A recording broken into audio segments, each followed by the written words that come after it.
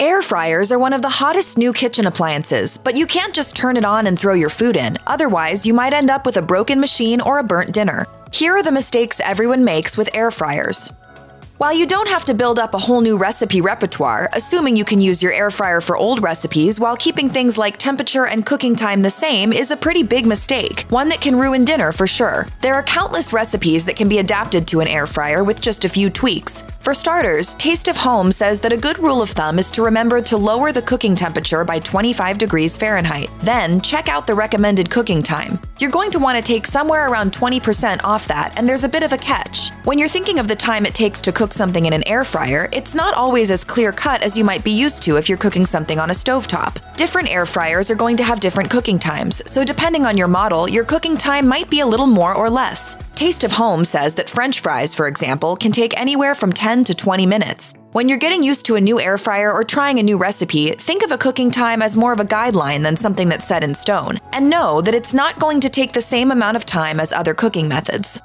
It's normal to assume that the temperature settings on our kitchen appliances are correct, but that's not always the case. According to Taste of Home, the actual temperature that an air fryer runs at might not be near what you think you're setting it at. They found that different models ran either hotter or cooler, and that can mean the difference between crispy, delicious fries and fries that are not so great. Fortunately, double-checking the temp of your air fryer is pretty easy to do and just requires the use of an oven thermometer. And don't worry, this isn't just a one-time purchase that's going to get thrown in a drawer. Over time, the dials on your appliances can loosen and become much less precise. We found that it's best to check the temperature of your oven at least once every 6 months or so in order to make sure you're actually cooking things at the temperature you think you are. Once you know, you can make any adjustments necessary. No one wants a side of food poisoning along with their meal, so here's the thing. Even though air fryers seem like a pretty foolproof way to cook, you should definitely be double-checking to make sure everything's reached the proper temperature before serving. Brains Report tested a variety of air fryers and found that they had one thing in common. They all took longer to get food properly cooked than most guidelines suggested. They recommended toasting a slice of bread as a test. Some air fryers could toast it in about 3 minutes, while others took up to 10. That's not a huge deal when you're talking about bread, but when you're talking about cooking chicken, it could mean the difference between enjoying a delicious meal and getting up close and personal with salmonella. So when it comes to meats, you're going to want to not just eyeball it, but use a good instant read thermometer to make sure your meal is cooked all the way through. Take poultry, for instance. According to the USDA, all poultry needs to be cooked to a minimum internal temperature of 165 degrees Fahrenheit. That's when it's safe. And when it comes to food safety, it's better to be 100% sure you're on temperature, especially when you're using a cooking method that varies so widely. It turns out it's sort of a misnomer to call an air fryer by its name because you do in fact need to use oil when you cook with it. In the air fryer, you really only need about 1 to 2 teaspoons for most items, or up to 1 to 2 tablespoons for breaded items that you want to get really crispy. Basically, it takes less than a spoon of oil for this thing really to make it work.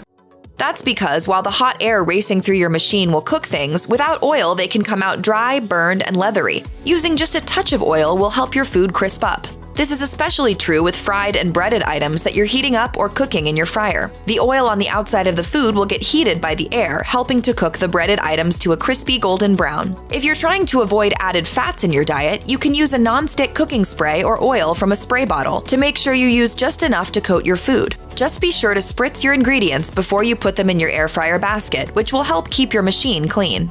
Now that you know you still need oil in your air fryer, it can be easy to go too far in the other direction. For a lot of us, the impulse is to keep using the same amounts of oil as we do in traditional cooking methods, so that we can ensure everything comes out of the air fryer crispy and delicious. But unlike with traditional frying, where you want your food to be submerged at least partially in oil, in the air fryer you really only need a little bit of oil, like 1 to 2 teaspoons for most foods. Using any more oil can lead to soggy, burned food and is also a fire hazard.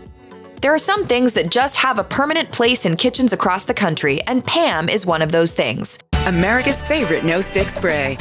This non-stick cooking spray can be a lifesaver, and it's easy to see how you might be tempted to pull out that aerosol can and see if it'll make cleaning up your air fryer a little easier. But don't do that. Air Cookers notes that most air fryers already have non-stick coatings, and these coatings can actually be damaged by the additives in some aerosol sprays. Some propellants currently in use will cause non-stick coatings to flake. And if you've noticed this happening with your pans, it's entirely possible your PAM habit is to blame. Fortunately, there's a quick fix. Pick up a non-aerosol pump sprayer or mister bottle and use it to add a mist of your favorite oil to not just your air fryer basket, but countless other cooking projects.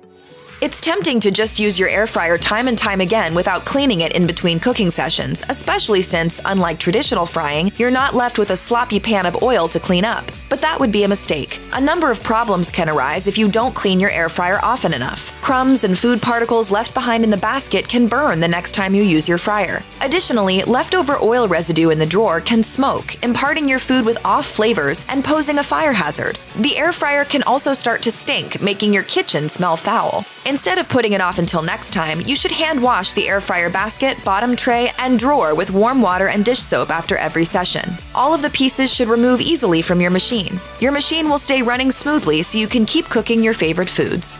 There's no such thing as a miracle product, so there are some things you need to do to make sure your air fryer works like a charm. You can't just throw your food in and then set the temperature. As with most other cooking methods, you need to preheat the air fryer before you use it. If you put a potato wedge in a cold pan of oil, it'll be a greasy beige mess when it's cooked through. The same is true of food made in the air fryer. You should preheat your air fryer for 10 minutes before you start cooking. Use that time to chop veggies and bread meats or to catch a few more minutes of your favorite Netflix show. Preheating the air fryer will ensure that the ingredients in your basket start cooking immediately, crisping up on the outside instead of slowly steaming into a soggy mess. By the time your food is properly crisped outside, it will be steamy and tender inside thanks to that quick preheat.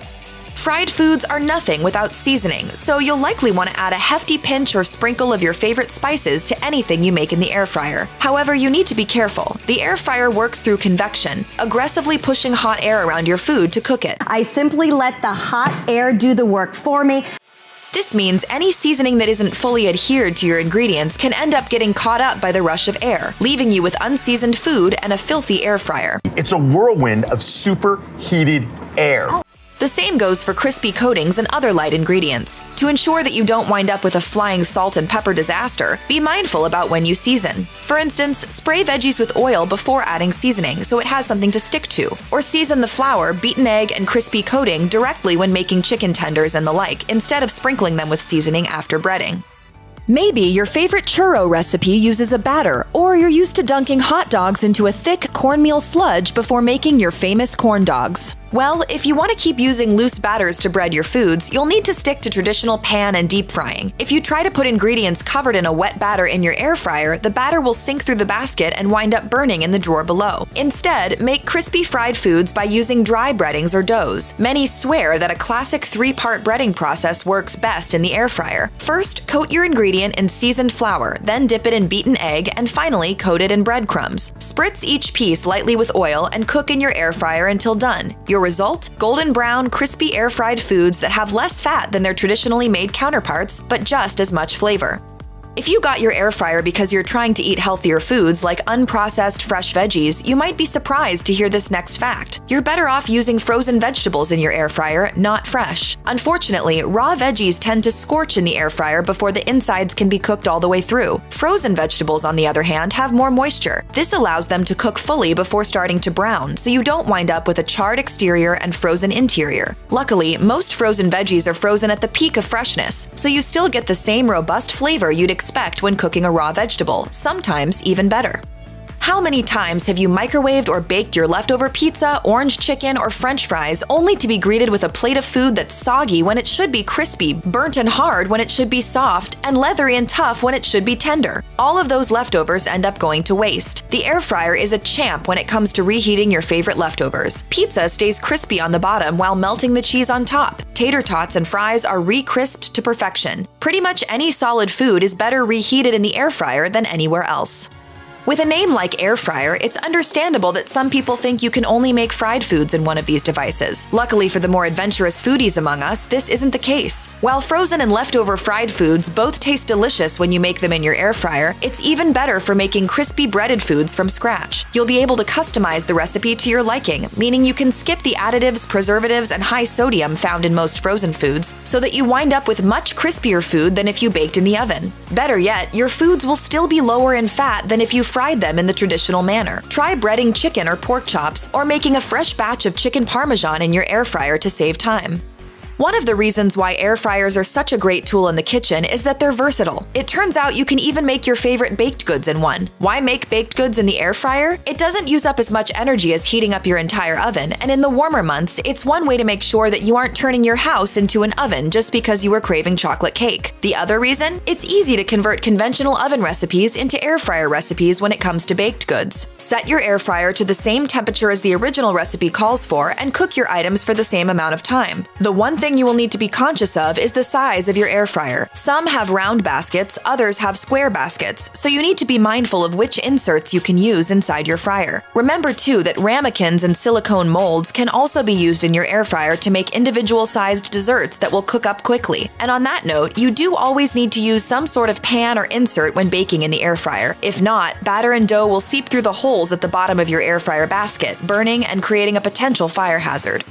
Most air fryers come with a basic basket, and that's all you'll need to make classic favorites like French fries, frozen fried foods, and many reheated leftovers. But if you really want to get your money's worth out of the air fryer, investing in some accessories will help. As we've already noted, your air fryer should always be set on a heat-proof surface. If your countertop isn't made to withstand high temperatures, you'd be wise to invest in a silicone mat to set your air fryer on before you start cooking. One of those is a lot more affordable than replacing your entire countertop. There are accessories that go inside the air fryer that can make it more useful too. Look for cake pans, silicone molds, ramekins, racks, and other cooking devices that can fit inside your air fryer basket. These will help you make a much wider variety of foods in your air fryer without having to worry about spillage, overflow, or burning, so you can get as much use out of your new device as possible. Also, be on the lookout for things that make cleaning up your air fryer easier. This includes oil sprayers, which will help prevent stuck-on food, and parchment paper lines, which keep the bottom of your fryer clean. The easier it is to take care of, the more inclined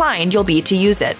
It doesn't matter how much you like to cook, there's one universal truth that goes along with that. No one likes to be the one to clean up. And sure, air fryers might be convenient, but they can be a hassle to clean. As easy as it might be to take a shortcut at the end, you shouldn't. Getting the basket and drawer of an air fryer clean is a pain, and getting them dry is even more of a pain, if that is, you're using a towel. There's no need. In order to get your air fryer completely dry and avoid that almost inevitable, slightly funky smell you'll notice if you leave something that's sealed sitting on your countertop for a bit, Blue Jean Chef says there's an easy fix. After giving it a thorough scrub, replace the basket and the dryer and turn your air fryer on for just a few minutes. All that extra moisture, gone.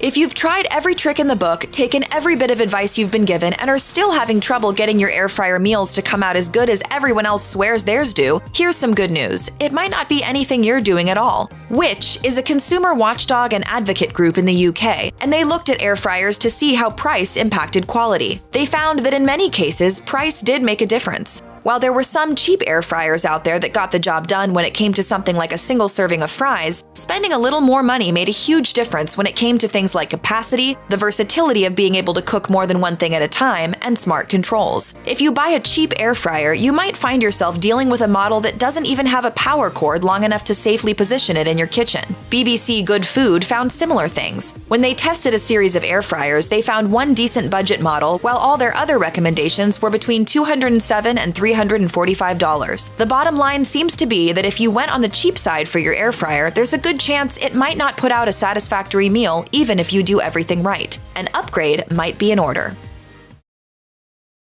Move over, microwaves. As countertop appliances go, air fryers are probably the easiest to use. After a short preheat time and a quick cook and toss, a meal can be ready in mere minutes. It's so easy, you might overlook how it could be even easier by using some air fryer hacks.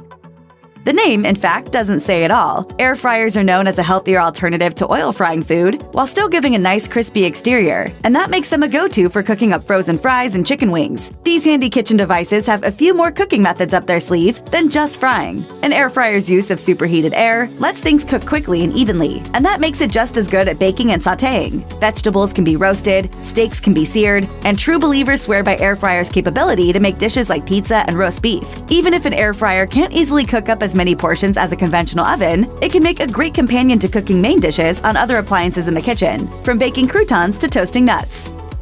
Microwaves have been around for so long that they're usually relied on as a solution to quickly reheating leftovers. Some foods, however, shouldn't be reheated in the microwave. Because microwaves heat the water inside a food, microwaves are often machines of extremes. They can either dry out what they cook or turn something into hot mush. That's what makes an air fryer so helpful. We won't say that air fryers can completely replace microwaves, but there are some things they can beat microwaves at every time. Pizza can be reheated with melty cheese and without drying out the crust. Leftover steamed vegetables can take on new flavors, and breaded food like fried chicken or popcorn shrimp can be re-crisped with little more than a simple fry-flip-fry treatment. That's hardcore delicious. I mean, really. Pastries like croissants, scones, and biscuits and breads can be rendered inedible if not stored properly. We get it. Mistakes happen. But don't throw it out the next day if you've got an air fryer. Similar to how adding a glass of water to a microwave can help with reheating certain leftovers, air fryers can be just the thing baked goods need to get a second life after drying out. By adding a few tablespoons of water to an empty drip pan, any baked item in your basket will be good as new in minutes. In addition, air fryers can be effective when it comes to cooking fatty foods like bacon or hamburgers. But unless you're regularly emptying out the drip pan, you might find a lot of smoke coming out of the countertop cooker. If you find this is a common problem, try adding a tablespoon or two of water to your drip pan in order to prevent the grease from smoking. While air fryers can be just the thing to rehydrate foods, their ability to circulate heated air can make them effective dehydrators as well for vegetables, fruits, and meats. Several models come with a built-in dehydration option, but even if you don't have one with that feature, it's still possible to preserve foods. By cooking thinly sliced food in single layers, a standard air fryer set to its lowest temperature setting for 15-minute intervals can deliver dehydrated results. Just be sure to check in on your food with a couple shakes of the basket now and then. The whole process may not replace a dedicated dehydrator, but if you only plan on dehydrating food occasionally, an air fryer is better than buying a whole other machine. If you're the type to feel like you've got little to no time for a proper breakfast or need something to grab and go when you wake up in the morning, you'll find a friend in your air fryer. Eggs can be both hard or soft-boiled, depending on how long you cook them for, and that means breakfast can be ready before you finish getting dressed. Keep things simple by simply putting eggs in your basket, preheated to 270 degrees Fahrenheit. Soft-boiled eggs require 10 minutes, medium-boiled eggs need 12 minutes, and hard-boiled eggs come from 15 minutes. However long you plan on cooking them, be sure to peel them after they've cooled off first, and make sure you've got some salt and pepper wherever you're heading, so you can season everything properly. I reserve the right to peel my hard-boiled eggs at my desk. Want to avoid your air fryer racks and drip pans from being burned by hot grease or meat juice? It seems like basic common sense, but there's something that can often go overlooked in the course of using an air fryer. Lining your drip tray or your basket with aluminum foil can help with keeping things tidy. Because the foil isn't included with your device, it won't always be recommended by manufacturers, but it works and is especially helpful if you use your air fryer on a regular basis and want to keep things clean. In addition, if you're cooking with loose ramekins or baked shellfish dishes, using crumpled aluminum foil as a support structure can help to keep food from moving around and avoid unnecessary spillage. This can help in a pinch and tends to be quite cost-effective, helping you to avoid going out and buying air fryer-specific gadgets like cooking molds. Depending on what you cook and how much spillage occurs in the process, you should be able to reuse the aluminum foil structure you create as well. Let's say you bought an air fryer model that you like, but a part of it breaks down over time and your warranty is null and void. There's a number of things that could break, wear down, or go wrong with a machine you use often. But don't get frustrated. While it's understandable to consider replacing it or buying an entirely new model, consider contacting the manufacturer for replacement parts. Depending on the model, there may be parts for sale, or an option to have a repair person service the machine. This means one less appliance in the landfill, and the results will probably be cheaper than buying a whole new machine outright. Air fryers have become wildly popular due to the convenience and ease of making a range of quick meals. Cooking experts recommend using an air fryer to prepare frozen food, bake cookies, and even fry bacon. But there are some foods you just shouldn't be cooking in an air fryer. If you're wondering if air fryers are just a gimmick, rest assured, this kitchen tool cooks much more than French fries and finger foods. For most air fryers, though, their abilities are limited when it comes to full roasts and entire chickens. The basket or cooking racks, depending on the model, are smaller in their capacity than an oven, so a roast might not fit. If the side of the roast is too close to the heat source, it will dry out or burn well before the other side cooks thoroughly. Chicken will end up dried out with a rock-solid exterior in an air fryer, so you're better off sticking with the oven. The issue is you're likely overcrowding the air fryer basket if you add an entire chicken or roast. Hot air needs to circulate in order for an air fryer to work, so in order to cook chicken in an air fryer, you'll need to cook a few pieces at a time instead of placing the entire bird inside at once. You'll want to keep the breast facing down, then end with the skin facing up since air fryers heat from above. This trick will help make sure your skin is crisp and the meat stays juicy, and you can also poke holes in the thighs and drumsticks to help the fat to render. Air fryers are designed to dry cook food by easily circulating hot air in the chamber. Similar to a convection oven, food is then evenly cooked at a high heat. Rice and other grains that need to be submerged in boiling water can't be cooked inside an air fryer. You might ask, why can't you cook grains in an air fryer pan insert instead? It's because the heating coil and fan will never get the temperature inside the machine hot enough to boil the water, and tepid water won't allow the grains to cook properly. If rice is a staple menu item, opt for a rice cooker instead. It's another time-saving device that takes the guesswork out of a dinner table prep, and it offers the same benefits of being able to set and forget. The Duo method could be a time saver if you're looking for a simple meal without having to stand vigilant over the stove. Cook your protein in your air fryer, your rice in your rice cooker, and you'll have a delicious meal in no time. Despite the wide variety of different designs, all air fryers operate by circulating hot air. A fan moves heat into the chamber so rapidly it's like a little wind tunnel. That's why dry rubs using fine spices such as pepper, salt, and ingredients that are leafy or light need to be used sparingly. Loose seasoning will whip around the container instead of sticking to and flavoring the food, and continued over-seasoning might even clog the machine. Plus, it's a waste of your spices. The solution to dry spiced foods in an air fryer? Seasoned food should be coated in a bit of oil or mustard to help spices stick. Even veggies with a dry surface need to be moistened before seasoning to keep dried spices from flying off or falling through the basket. Plus, a bit of oil helps vegetables get a sear, and spices contribute a satisfying flavor. Even salt and pepper can go a long way for deeper flavor when you're eating healthy.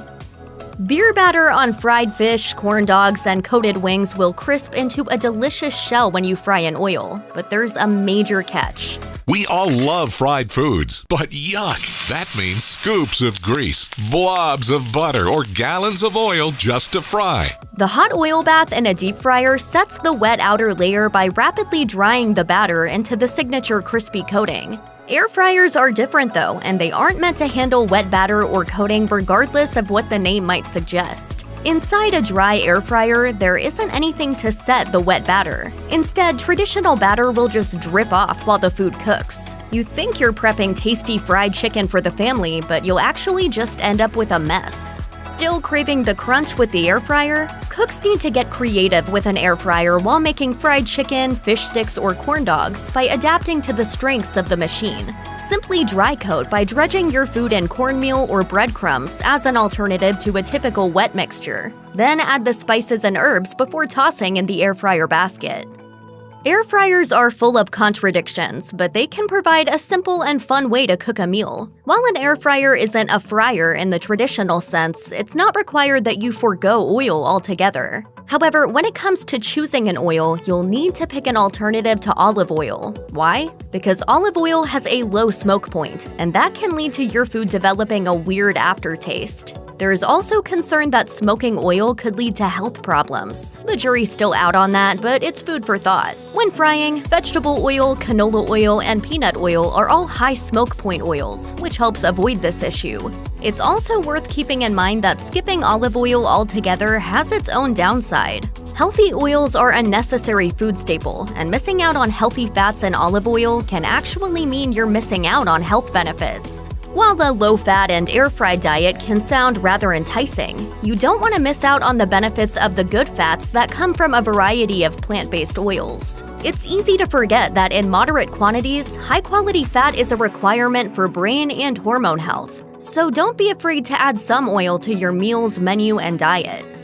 Greens in an air fryer need to be selected carefully, with an eye toward avoiding delicate leafy greens or any foods without some weight to them. Because the forced heat from the air fryer pushes air around rapidly, any food that might get picked up by that air could hit the heating element. Thanks to air fryers cooking your food at high temperatures, it's extremely easy to burn food that doesn't cook evenly or stay put, and that could lead to disaster. Little problem in the kitchen, nothing trivial. Add in the fact that it's incredibly tricky to cook delicate greens without turning them into a mushy mess, and this is one more food that you're better off taking a more hands-on approach to. The National Cancer Institute reports that there's another danger here. Burning and charring food or smoking oil could release carcinogenic compounds. Though air frying may be convenient, you likely don't want to dig into greens that not only taste bad, but might also yield serious consequences for your health. Certain veggies are real winners with an air fryer, but others can come out so bad that even the biggest veggie lover will have a hard time eating them. Why? Simply put, an air fryer doesn't have much crisping superpower over raw produce. That means the results tend to be soggy and unappetizing regardless of the temperature. Frozen vegetables are a better option for an air fryer, as they retain more moisture from the ice, and they have an advantage, considering the air fryer tends to over-dehydrate foods with a low oil or moisture content. Worrying about using frozen vegetables? Don't. I've always thought fresh is best. If you want all of the nutrients, go fresh. It's not that simple. Frozen veggies are also often iced soon after being harvested and usually picked at peak ripeness, which means frozen veggies can be a lot fresher than raw produce in the grocery aisle. You also don't have to worry about the nutritional value, because the Academy of Nutrition and Dietetics reports frozen foods retain their vitamins and minerals in some cases better than fresh foods. Now, you can add frozen foods as one more healthy time saver in your toolbox. Theoretically, a thin, fatty meat like bacon would be ideal for the convection-style cooking of an air fryer. Hot air heats the grease enough to cook the meat to the same glorious crispness you'd get on a griddle. And while the finished product might come out well, what it leaves inside the air fryer can diminish the entire experience. The time you're saving by cooking bacon in an air fryer could be completely wasted when it comes time to clean everything up. While all that hot, blowing air might make for perfectly crispy bacon, it also makes for a perfect mess inside the air fryer. Because the air moves around at such high speeds, it also blows the bacon fat all over the inside of the fryer, leaving a nasty scene on the sides of the chamber. If you have your heart set on this, using turkey bacon or a plant-based bacon will drastically cut down on the mess and can help reduce your post-meal cleanup time. After all, what's the point of a shortcut if it just ends up taking more time? Though they may look vaguely similar, do not confuse your air fryer with the food dehydrator you were so close to buying on late-night TV. I've decided to drop the price. The new price is so ridiculously low, you have to watch. While they both use air and electricity to cook, air fryers circulate air at far higher speeds than a food dehydrator. And the typically small pieces of beef, fruit, or whatever you're trying to dehydrate won't do nearly as well in an air fryer. David Jarvis, executive chef for air fryer maker NuWave, explains, "Air fryers will do it, but a lot of what you dehydrate are small pieces, and unless you have a way to hold them down, they'll blow the product around. Imagine a tornado that picked up an entire truckload of plantain chips, and you're getting the idea of what the inside of your air fryer will look like if you try dehydrating food. It's just not going to work great, and it's definitely one of those cases where it's a bigger hassle than it's worth." Perhaps you recall a memory from childhood where your mom put oil and popcorn kernels in a pot you typically used for spaghetti, and a few minutes of shuffling later, she created a big, greasy bowl of popcorn. Because yes, in the days before microwave popcorn and Jiffy Pop, popcorn was traditionally made in a small chamber with added heat, which sounds a lot like an air fryer. However, an air fryer isn't the same as that old tried-and-true method of making the family's favorite post-dinner snack. NuWave's David Jarvis explains, "You have to get up to 400 degrees for popcorn to pop, and most air fryers don't get that high of heat. That's one we're just not able to do." That all said, if you've got a microwave, making popcorn there should be an easier route, or just go back to the stove. The size of the air fryer presents certain limitations. Extra large air fryers clock in at 16 quarts, but the average is just 2 to 3 quarts. And that means a standard air fryer just won't cut it for a family-sized meal. Will 4 bags be enough? More than enough. I say we'd need 5 to be safe. Do you not think that? Stick down 5. 5 bags of chips then. Consider this. A 2.75-quart air fryer holds a half-pound of shrimp in the bottom of the fryer's basket, including room for the necessary flow of air to circulate and brown the food. That's the amount of shrimp you'd cook if you were making a light lunch for 2 people. Feeding a family would mean cooking a second batch and more wait time, and in some cases, this additional cooking time defeats the purpose. And this just might be a deal breaker for you. In the end, conventional air fryers might be better suited for couples, as well as for snacks, sides, and of course, homemade dessert. You have an air fryer. Great! Now what do you do with it?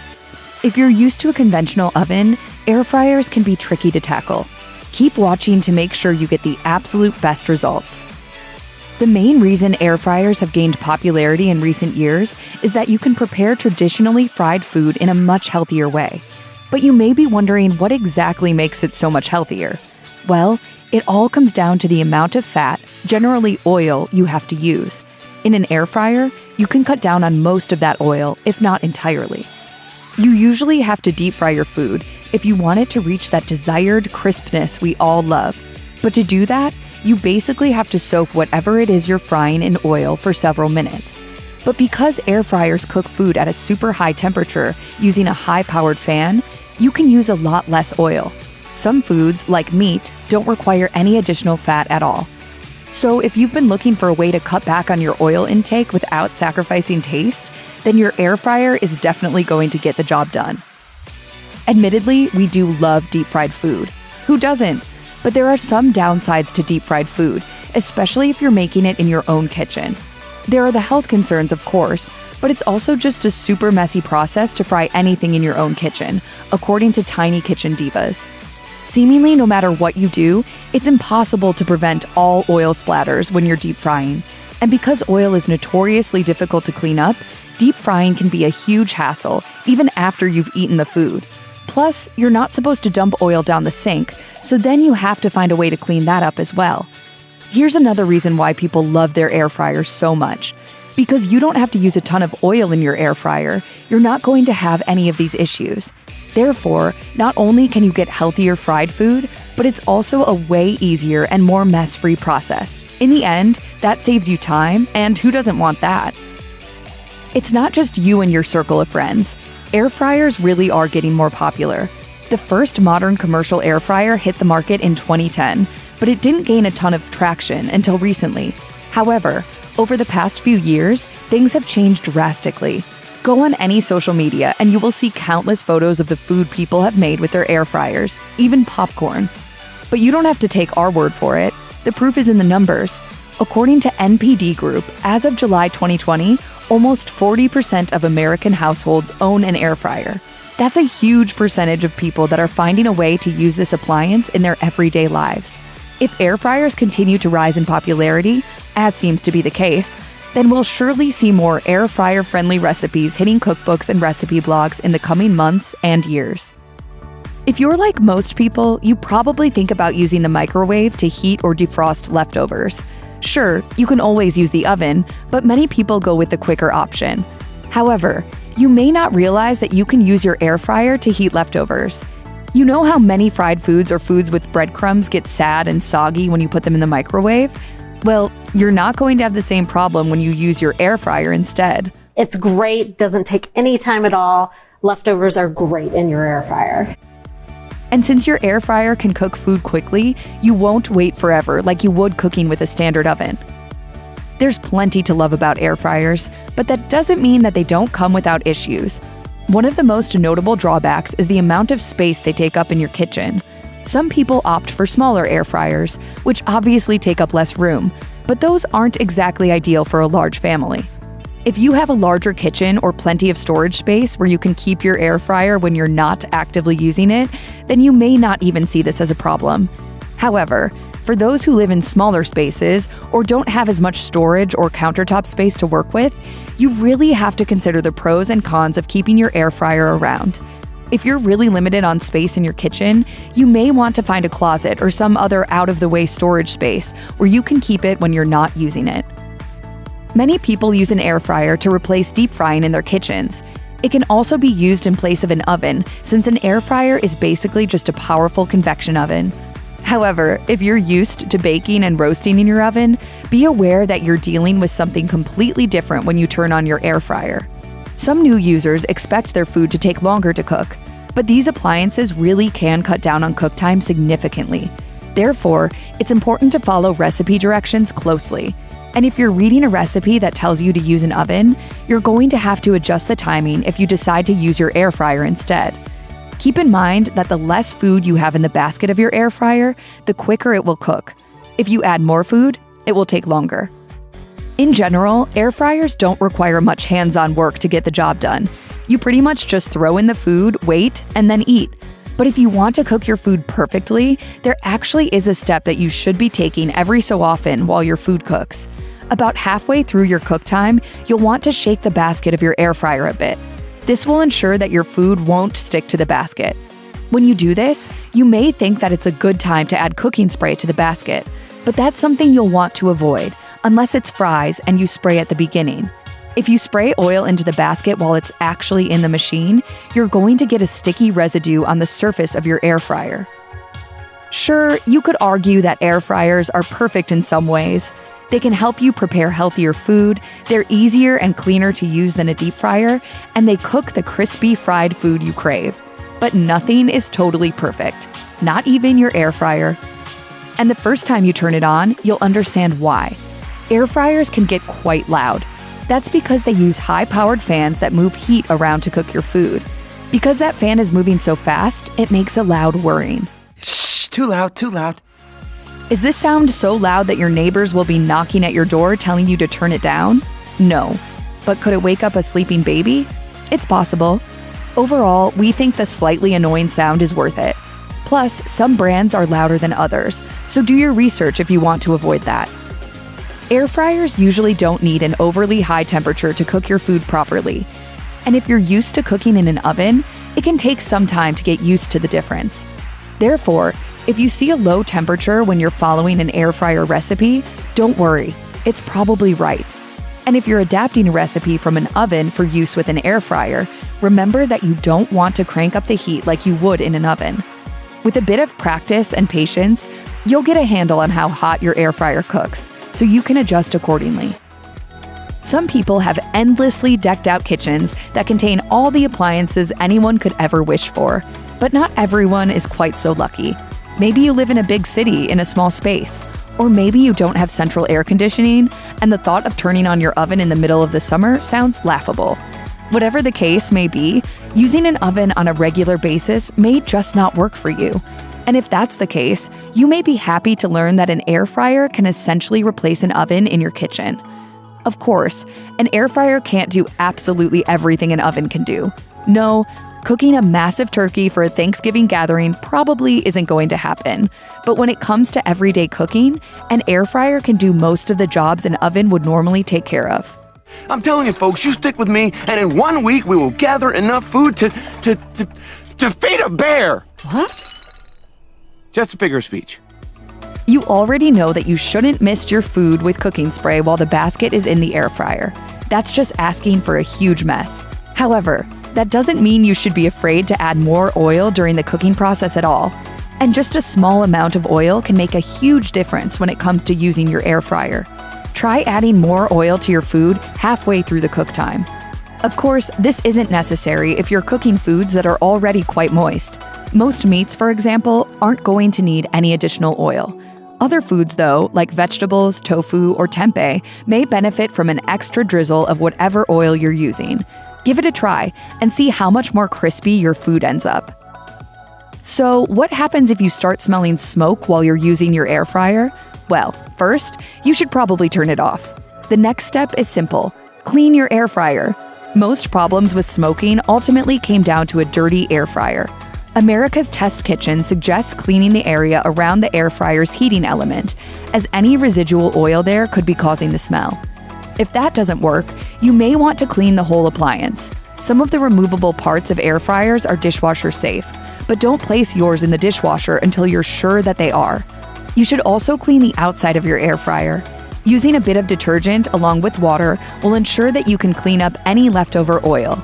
You won't have to do this deep clean every time you use your air fryer, but do it on a regular basis so you don't have any issues.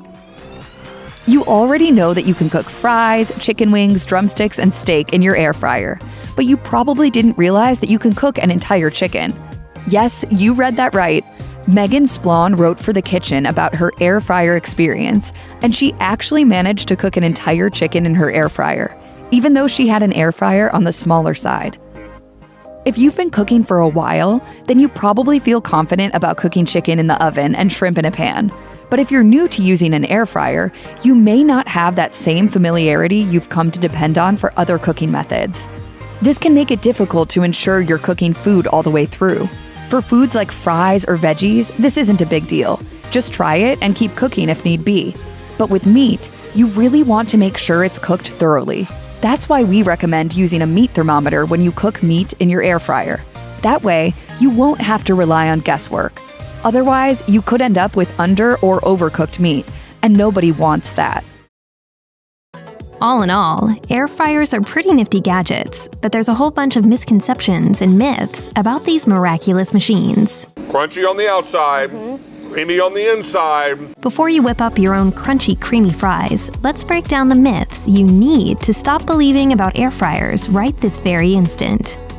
It's quite easy to confuse air fryers with deep fryers, but they really couldn't be any more different at the end of the day, as Jessica Randua of The Forked Spoon told MASH'd. A deep fryer cooks food by transferring heat from hot or boiling oil directly to the food being cooked. An air fryer cooks food by rapidly circulating hot air around the food being cooked. An air fryer is nothing like a deep fryer from a cooking perspective and allows for much healthier and less oily meals. Thanks for clearing that up. There's one myth you really need to stop believing about air fryers. It's a pesky rumor that claims air fryers allow you to cook without using any oil at all. Not true. You're going to use little or no oil to make this food seem. The fact is, you're going to need to use some oil to get that crispy golden texture you so desire, unless the food already has built-in fat. Confused? Well, here's how Emily Pastor, author of Epic Fryer Cookbook, explains it. If the food you're cooking naturally has a lot of fat in it already, like skin on chicken, go ahead and skip the oil. But for everything else, either spray or brush the foods with a little bit of oil. She also points out that you shouldn't use extra virgin olive oil. Instead, opt for a neutral cooking oil with a high smoke point. You better believe we'll be keeping that advice in mind. Sure, there are definitely some health benefits to using an air fryer, but there's a common misconception that everything they cook turns out healthy. Well, that's not the case. Not by a long shot. The chicken is going to come out crunchy and delicious. Look at this. We get to put it all over our waffles. Yum. As chef and nutritionist, Serena Poon told MASH'd, because an air fryer is definitely a healthier option than deep frying, it has become synonymous in some circles with healthier eating. At the risk of stating the screamingly obvious, air frying your food isn't going to make a healthy meal out of junk food, no matter what you do. As Poon puts it, air-fried processed meat is still processed meat. Air-fried refined grains are still refined grains. Air fryers achieve that elusive crispiness by cooking food at a high heat. Here's something else you should keep in mind. It turns out that water-soluble vitamins, like vitamin C, actually lose their potency when cooked at high heat, so cooking your fresh vegetables in an air fryer isn't necessarily the healthiest option. As Poon explains, air fryers can be a fun addition to your kitchen. It's simply important that people don't automatically tie their air fryer with healthful eating. The base ingredients of your meal are always the most important, and there are many healthy ways to cook your food, including roasting, grilling, and baking. A lot of folks out there think that air fryers are set-it-and-forget-it devices, but that's not entirely true. As Emily Pastor tells MASH'd, foods can overcook quickly in the fast-moving air and high heat of the air fryer, so check on your food regularly. Of course, the air fryer can be very hands-off when it comes to certain dishes, as Pastor explains. I like to make French toast in my air fryer, for example, and it is a lot more hands-off than making French toast on the stovetop. Still, for most dishes, you probably want to peek inside every once in a while to see how your food is doing. It's just the smart thing to do. There she is! Hey, mac and cheese. This is gluten-free, baby. Is it? You might have heard that air fryers are just a fad, but no, you can rest assured that they're here to stay. As Jessica Randua told MASH'd, the fact is that while the term air fryer is modern marketing, the actual technology for these super effective high airflow convection ovens has been around for decades. You see, there was a popular product called the Jetstream oven that reigned supreme for several decades and had a very similar cult-like following. Does this look familiar to you? The Jetstream cooks up to 3 times faster than conventional ovens, 2 times faster than convection ovens. And this product came out long before air fryers ever became a thing. Randua told MASH'd, I remember my mother raving about her Jetstream oven in the 90s for all sorts of different foods and recipes, and there was very identical hype around that machine. I have very fond memories of her pulling out the expandable rings for Thanksgiving turkey every year. So while the term air fryer might come and go like the Jetstream oven did, the underlying technology will likely remain popular for many decades to come. Frankly, we're glad to hear it. Look at this. Oh, look at your screen. Excuse me.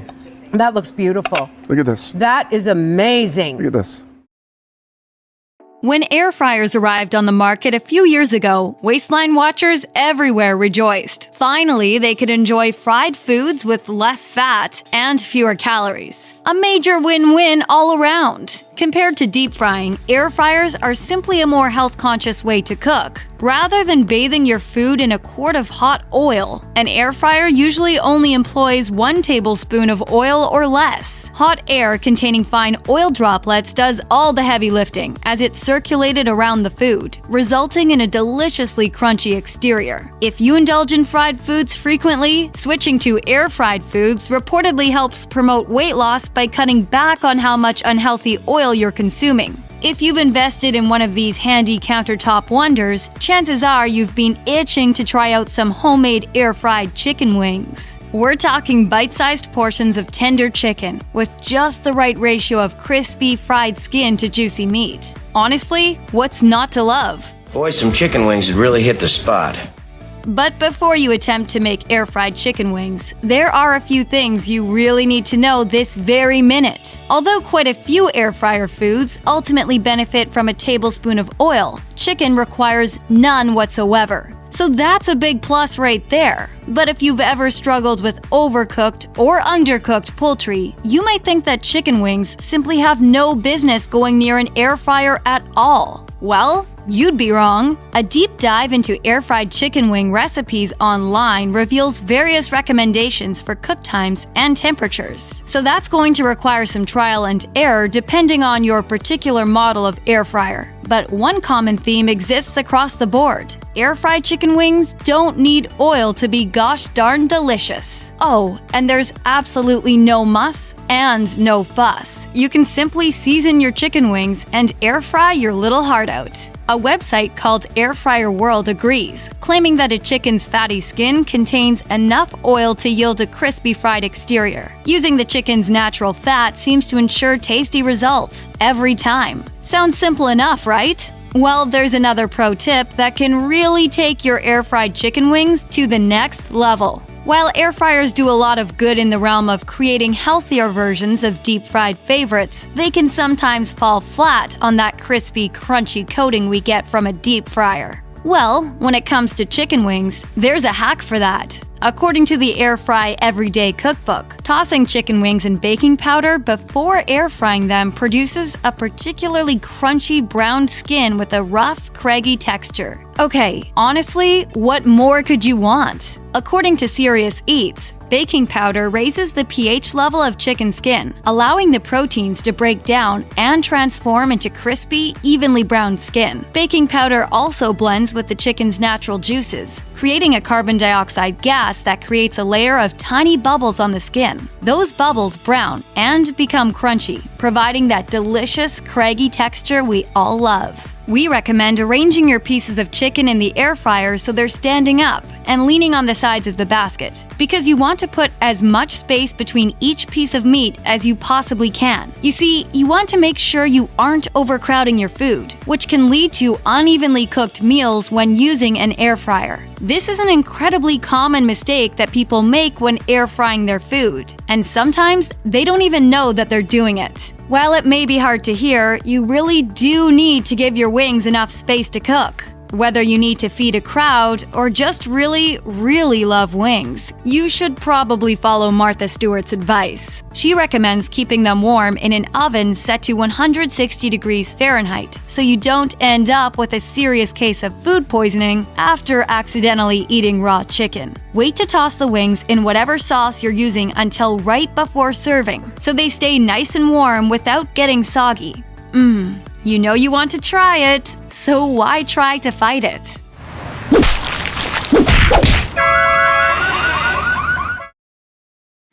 Air fryers are a fast way to boil, bake, and fry many of our favorite meals. Did you know they're great for cooking fruit, mac and cheese, even eggs? Keep watching for how you can pull it off. You may not have thought of putting a banana in the air fryer, but the concept isn't that different from whipping up fried plantains as a sweet side for breakfast. And really, it's an easy way to get a serving of fruit. Simply heat your air fryer to 350 degrees Fahrenheit, slice your bananas, brush with vegetable oil, and sprinkle with sugar. You'll cook the sliced bananas for about 12 minutes in the air fryer, and just like that, they're ready to serve. The sugar in the bananas and the sugar, along with the oil, create a caramelized effect that makes them particularly sticky and delicious. And while they make an excellent breakfast accompaniment, they also make a good dessert. You can even turn them into a fried banana split by topping them with ice cream, a drizzle of chocolate, and a few cherries. Where exactly did it? Wow, that is the brownest banana I've ever seen. That's borderline black. I wouldn't eat that if I were you. You're eating it. He's eating it. Meatloaf isn't necessarily a dish that makes your weekly roundup of favorite recipes, but when you're getting a hankering for a nostalgic dinner, it's easy to make a loaf in your air fryer. The prep isn't all that different than making meatloaf in your oven. You simply mix together the loaf ingredients, ground meat, an egg, breadcrumbs, milk, spices, and diced onion, form it into a loaf-like shape, and cook it in your air fryer for 25 minutes at 350 degrees Fahrenheit. Then add a glaze of barbecue sauce and ketchup and cook for 5 more minutes to allow the outside of the loaf to get a little crispy and sticky. The air circulation in the air fryer helps deliver that slightly crisp texture on the outside with the moist, perfectly cooked beef on the inside. When it's ready, serve with mashed potatoes and green veggies. You won't be disappointed. Green beans are easy enough to steam or stir-fry, but have you never considered how perfectly suited they are for frying?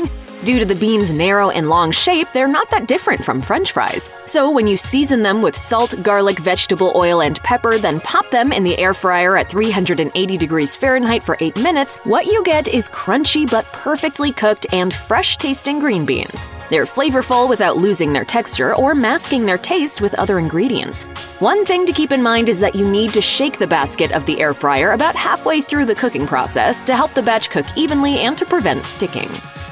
French toast isn't necessarily something you'd think about putting in the air fryer, and yet you know the perfect French toast is served with slightly crunchy, crispy edges and that nice soft interior. So clearly, it's air fryer material. And luckily, it's incredibly easy to make. You need all the basic ingredients you'd expect in a French toast recipe: bread, eggs, milk, butter, and vanilla extract. Then dip the bread in your mix and air fry at 335 degrees Fahrenheit for 6 minutes. You might want to flip the slices of bread halfway through the fry for a more even finish. When it's done, serve with a dash of cinnamon or powdered sugar topped with fruit. The result is even better than a pan-fried version.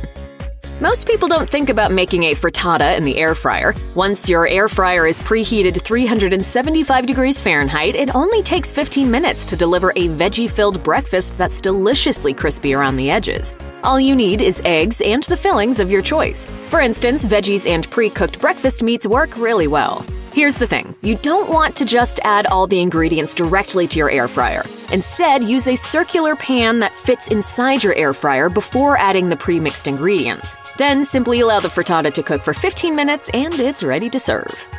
Cooking a full-fledged apple pie in your air fryer might be a little tricky, but whipping up the handheld version is surprisingly simple. And given that the handheld pies are typically deep-fried to get that nice, crispy, flaky crust, using your air fryer can help cut down on some of the added fat without skimping on flavor.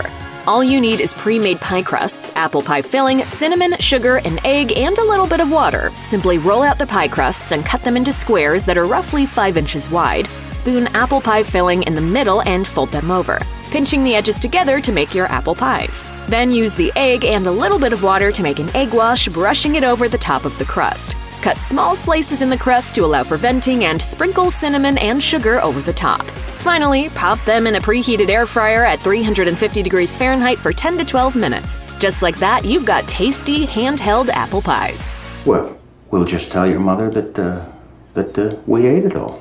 Mac and cheese doesn't typically come to mind when you think of fried foods. Usually it's thought of as a creamy, cheesy comfort dish, but really baked pastas are popular because of the slightly crunchy texture that develops around the edges. And when you air fry your mac and cheese, you get that delicious crunchy cheese coating in addition to the soft creamy pasta you know and love. And the beautiful thing about air fryer mac and cheese is that you're making your meal from scratch, which delivers an even better flavor than if you were making it from a box. All you have to do is mix together dry pasta, chicken broth, cheeses of your choice, heavy cream, butter, and any seasonings of your choice, and put them in an oven-safe container that fits inside your air fryer. Cook the whole thing at 350 degrees Fahrenheit for 20 minutes, stirring halfway through. After 20 minutes, top the pasta with panko breadcrumbs and a little more cheese, then cook for 5 more minutes at 400 degrees. What results is a delicious cheesy mac and cheese that you'd never achieve if you were making it from a box. There are lots of ways to make hard-boiled eggs, so why not add an air fryer to the list of possible options? And really, the process couldn't be easier. Simply preheat your air fryer to 250 degrees Fahrenheit. While it's preheating, soak the eggs in a bath of lukewarm water. This can help prevent cold eggs taken straight from the fridge from cracking during the cooking process. When the air fryer is ready, simply remove the eggs from the water and place them in the fryer. Let them cook for about 17 to 18 minutes before removing them and placing them in an ice bath for a few minutes to cool down and make them easier to peel. While you can cook a decent number of eggs in your air fryer, just keep in mind that you don't want to pack the eggs too close to each other, as that can prevent the hot air from circulating evenly. Otherwise, this cooking method couldn't be easier. That's one. Stuff it in there, jam it down in there, get it in. That's the last one in there now. He's gonna swallow it all. He's gonna swallow it all. If you've ever whipped up a batch of roasted broccoli, the air fryer version is every bit as good as the original and takes a little less time to make. And if you haven't ever tried roasted broccoli, you're in for a treat. Because regardless of whether you typically like broccoli, the roasted or air-fried version amps up the flavor and texture, giving you a healthy veggie serving that tastes like a fried treat, but without the extra oils and added fats. Plus, air fryer broccoli is incredibly easy to make. Simply toss the broccoli florets with salt, pepper, garlic powder, and olive oil. Use a vegetable spray to spray the bottom of your air fryer to keep the veggies from sticking. Preheat the device to 400 degrees Fahrenheit, add the broccoli, and cook for 8 minutes, shaking the basket halfway through. Just like that, you've got a healthy and delicious side dish that's crispy on the outside and soft on the inside. Make 2 or 3 batches at once so you can feed a crowd. If you've never made homemade bagels before, it probably hasn't crossed your mind that you can make a version of mini bagels in your air fryer. But with the right ingredients and about 25 minutes of your time, you can whip up a batch of mini bagels that pair perfectly with a hot cup of coffee and a smear of cream cheese. All you need is flour, baking powder, salt, Greek yogurt, and an egg. Combine the dry ingredients, mixing them with a fork, then add the yogurt, continuing to mix until a dough forms. Use your hands to knead the dough, then divide it into pieces so that you can create half-inch thick ropes of dough that you can form into round bagels a couple of inches in diameter. Beat the egg and use it as an egg wash, brushing the tops of the bagels to help give them a nice sheen. Finally, cook the mini bagels in your air fryer at 280 degrees Fahrenheit for about 12 to 15 minutes, aiming to achieve a nice golden brown color. Let them rest for 15 minutes before enjoying. Oh, I had a bite of my bagel and I forgot to pray. Who knew you can make sandwiches in the air fryer? And honestly, how delicious does an air fryer grilled cheese sandwich sound? Because you know it's going to perfectly melt the cheese while crisping up the edges of the bread in exactly the way you want it to.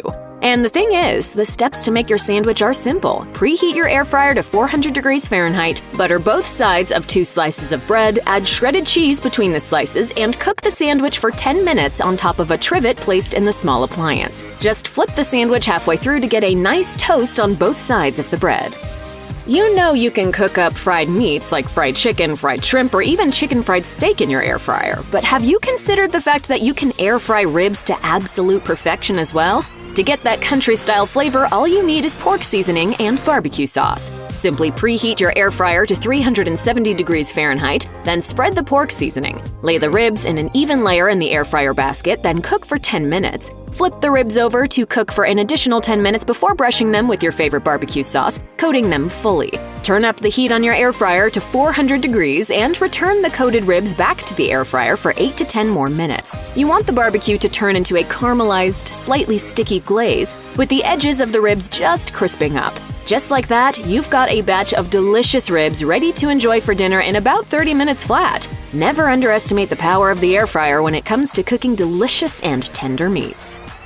Have you ever even considered eating pasta on a stick? The air fryer makes pasta skewers possible because it turns cooked pasta into a slightly crunchy treat that you can enjoy, topped with all the pasta basics: tomato sauce, cheese, and seasonings like fresh basil, oregano, or rosemary. To make skewers of your own, start with cooked pasta. Penne or something similar is your best bet. String about 11 pieces of the pasta on a skewer, then brush the pasta with tomato sauce on both sides and sprinkle with your favorite cheeses. Parmesan and mozzarella are good options. If you're so inclined, you could skewer pieces of cooked sausage or pieces of tomato or onion between the pieces of pasta to create a kebab-like effect. Once you've created a few of these pasta skewers, simply place them in the air fryer at 400 degrees Fahrenheit for 5 minutes. When you remove them, they'll deliver an almost pizza-like effect of a crunchy but still soft crust, topped with perfectly melted cheese.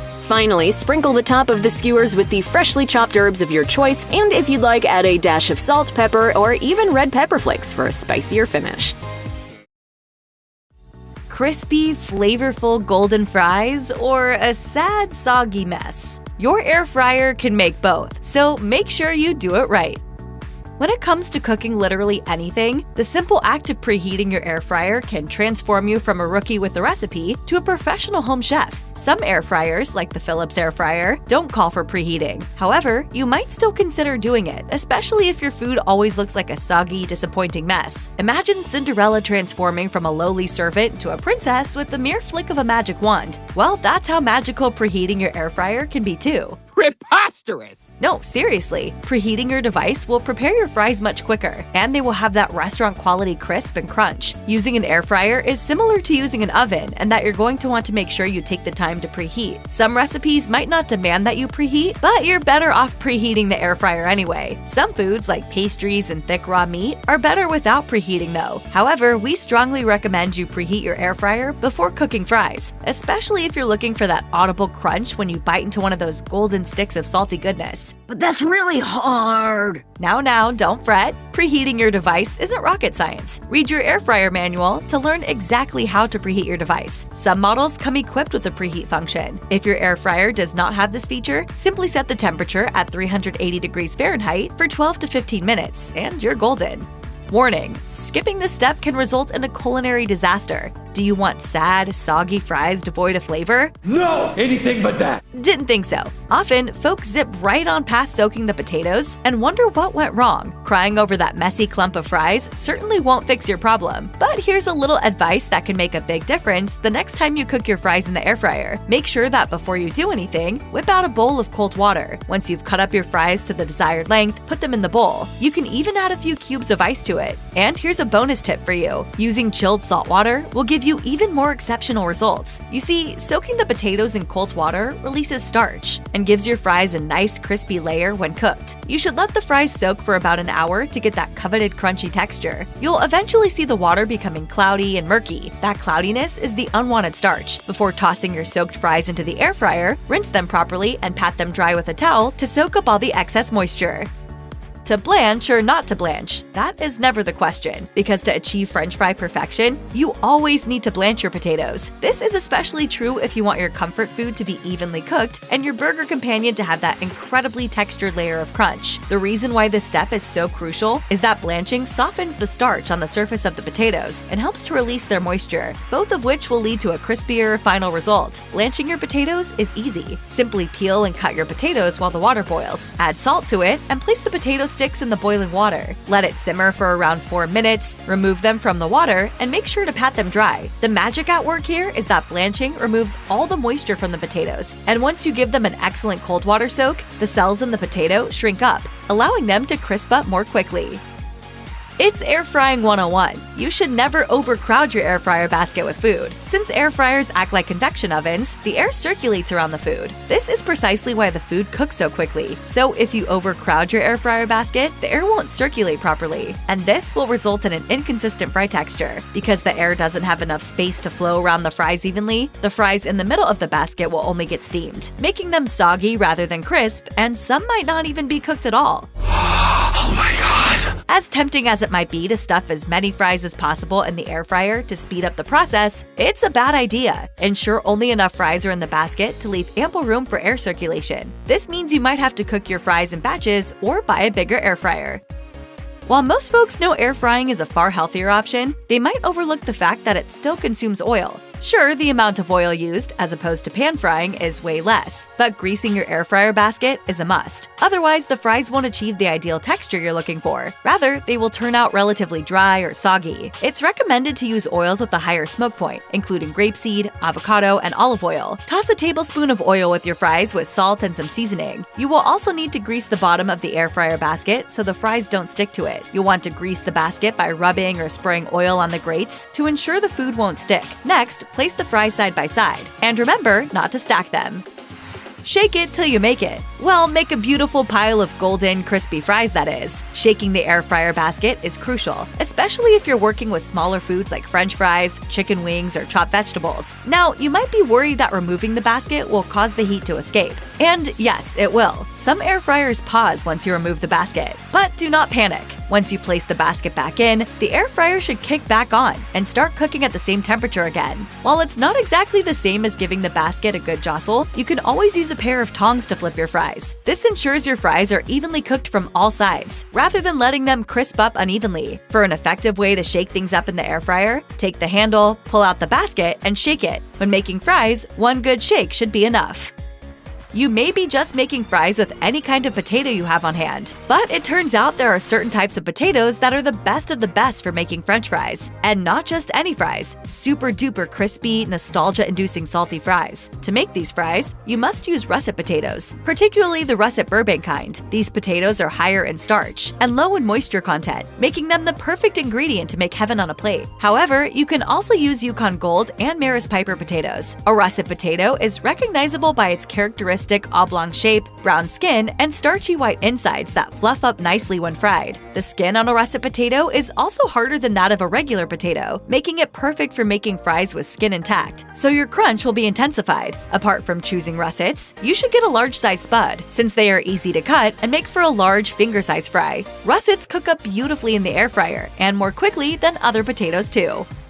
Sprinkling salt over a steaming plate of freshly made fries seems like the right thing to do. You've likely been doing this for as long as you've been making fries, and nothing terrible has happened yet. So why is it a mistake if you're making fries in an air fryer? Adding salt to your food after they've been deep fried is a must. But for oven-baked or air-fried fries, it's another story entirely. What you need to do instead is coat the raw fries in olive oil and toss them. Then add salt and any other seasonings and toss them once again for good measure. Of course, you can tweak the seasoning blend as per your taste. If you've left the skin on for your russet potatoes, you'll find that the steam and oil will work wonders in helping the fries to absorb the salt and any other flavors. We suggest sprinkling seasoning on fries when loading them in the air fryer, and then putting the basket in the air fryer to crisp them up. It's best to use fine salt or ground salt rather than large coarse salt flakes. This will allow the salt flavor to be fully absorbed by the potato, enhancing the taste. As the fries simmer in the heat, the oil will start to cook up the salt, melting right into the surface. We have all seen our mothers grab a bunch of paper towels and lay them on a tray when making fries. The steaming hot fries with oil dripping from the strainer spoon are gently tossed onto the prepared tray so that the paper towel can absorb the excess oil. And more than likely, you've probably been doing this too. And why wouldn't you? No one wants to be eating oil-laden fries, right? But what if we were to tell you that there's another, better way to do this? Yep, we're here to tell you that a cooling rack gets the job done without making a mess. You'll want to lay a tinfoil sheet on the counter and place the cooling rack above it, so the oil spill is easily cleaned up. Awesome, right? What's more is that we found that paper towels often stick to the fries, with the oil working like glue in this case. As the fries start to cool down, the paper gets stuck, rendering them inedible and gross. No one wants to eat paper. We suggest putting fried items fresh from the air fryer onto the cooling rack so the air can hit them from all sides, even under the fries, to crisp them up nicely and thoroughly. Paper towels, on the other hand, turn fries soggy and limp, which are two words no one wants associated with their French fries. If you've got an air fryer in your kitchen, you obviously want to know what you should cook in it. Certain seafoods are a great choice, while other seafood is not so great. Here's a handy guide when it comes to frozen foods and air fryers. It might sound obvious, but it's still worth mentioning that air fryers make great fries. Any shape or cut cooks up crisp on the outside and soft on the inside without plunging them into a vat of boiling oil. If you're disappointed by oven-baked fries, the air-fried version will make you think your plate came straight from a diner. Preheating your air fryer will result in crispier fries. Many frozen fries come with instructions for the air fryer, but keep an eye on them since each model varies. Remember that food always has to be carefully placed in an air fryer. Single layers with space between each piece lets hot air circulate so that they don't get soggy. And no matter what type of air fryer you use, flipping the fries midway and switching trays around will probably achieve better results. I have a question. What's an air fryer? What is it? Ladies, if something's fried, I'm gonna eat it. Who doesn't love fish and chips? Battered fish fillets and fish sticks cook beautifully in an air fryer without any extra fat at all. Perfect fried fish is crunchy outside while the fish stays delicately flaky. But frozen battered fish baked in the oven sometimes gets soggy on the side that touches the pan. And deep frying is hardly a better idea as it's related to an increased risk of heart failure. Air frying lowers that risk by making the fish closer to the baked or broiled variety. Be aware though that frozen battered fish is usually raw, so make sure it's fully cooked. The size, thickness, and type of coating will all play a role in how long the fish will need to be in the air fryer. Generally, 12 to 15 minutes at 375 degrees Fahrenheit is a good start, but always cut one piece open to make sure it's done. If the package doesn't have air fryer instructions, pay close attention and try flipping the fish halfway. I wonder where that fish did go.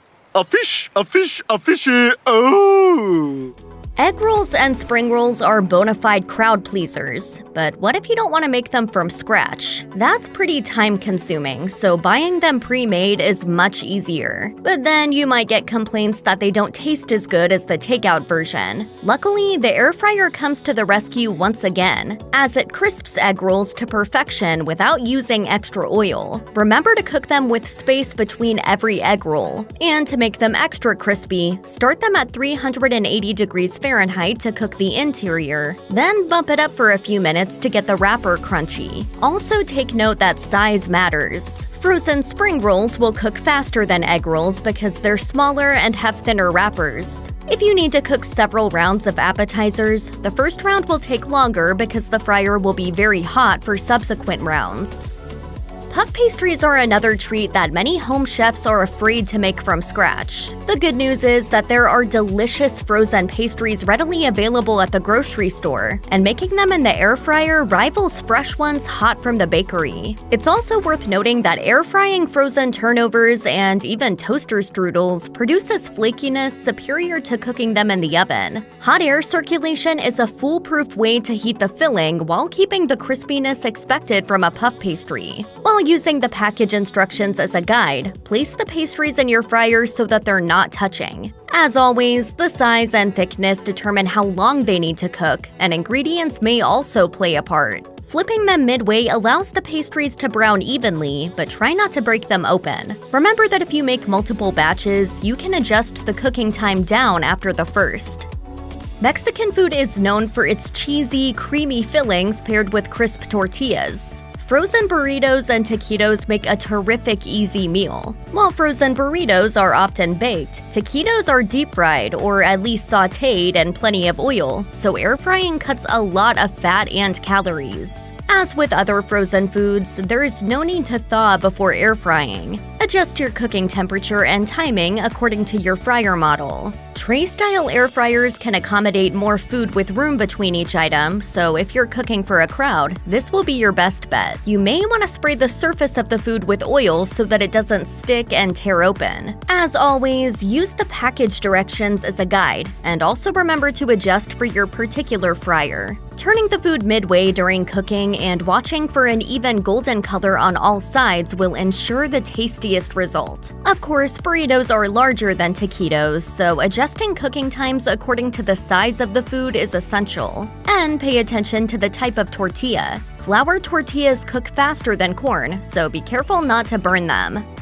Frozen chicken nuggets are a childhood staple for a good reason. Everybody loves them. Plus, they're quick, convenient, and perfect for dipping. Cooking them in the air fryer makes them a healthier choice while still yielding the necessary crunch. Always read the packaging, as some brands are sold pre-cooked while others use raw chicken. Nobody wants to serve undercooked poultry, so make sure you're giving them enough time to cook through. There's no need to thaw your nuggets, as air frying them right from the freezer leads to the best crunch.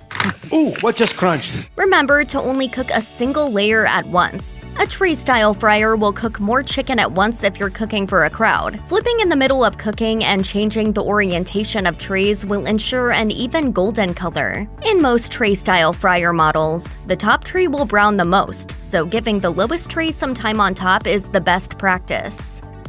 While battered fish fillets air fry beautifully, the same can't necessarily be said for unbattered seafood. Breaded seafood keeps moisture in, which makes fried fish oh so delicious. But without the breading, it's harder to cook perfectly, as it takes careful timing and temperature to get right. In addition to the health benefits, one perk of using an air fryer is setting a timer, so you'll know that your food will be perfectly cooked when you come back. This allows you to multitask by chopping ingredients for another dish, wiping down surfaces, or washing dishes. This strategy works for foods that aren't fussy, but it might turn your seafood into an inedible mess. Whether you choose to bake, broil, or pan fry, perfectly cooked fish is an art, so paying attention to every detail is essential. At least seafood cooks quickly, so you won't spend more time on other cooking methods.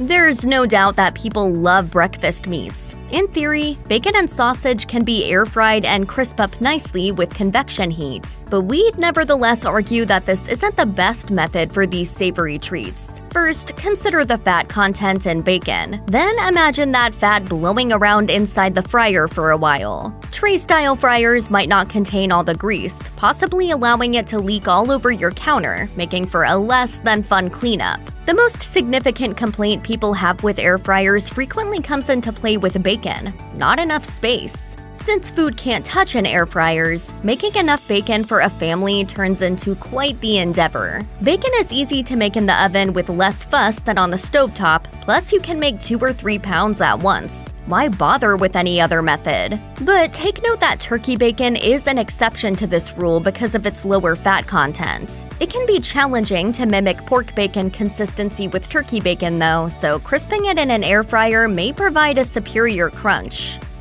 Everyone knows that vegetables are an essential part of a healthy diet. The frozen varieties are convenient and easy to cook, thereby making them a staple in many kitchens. While most people acknowledge that fresh produce is ideal, frozen vegetables are still an excellent alternative.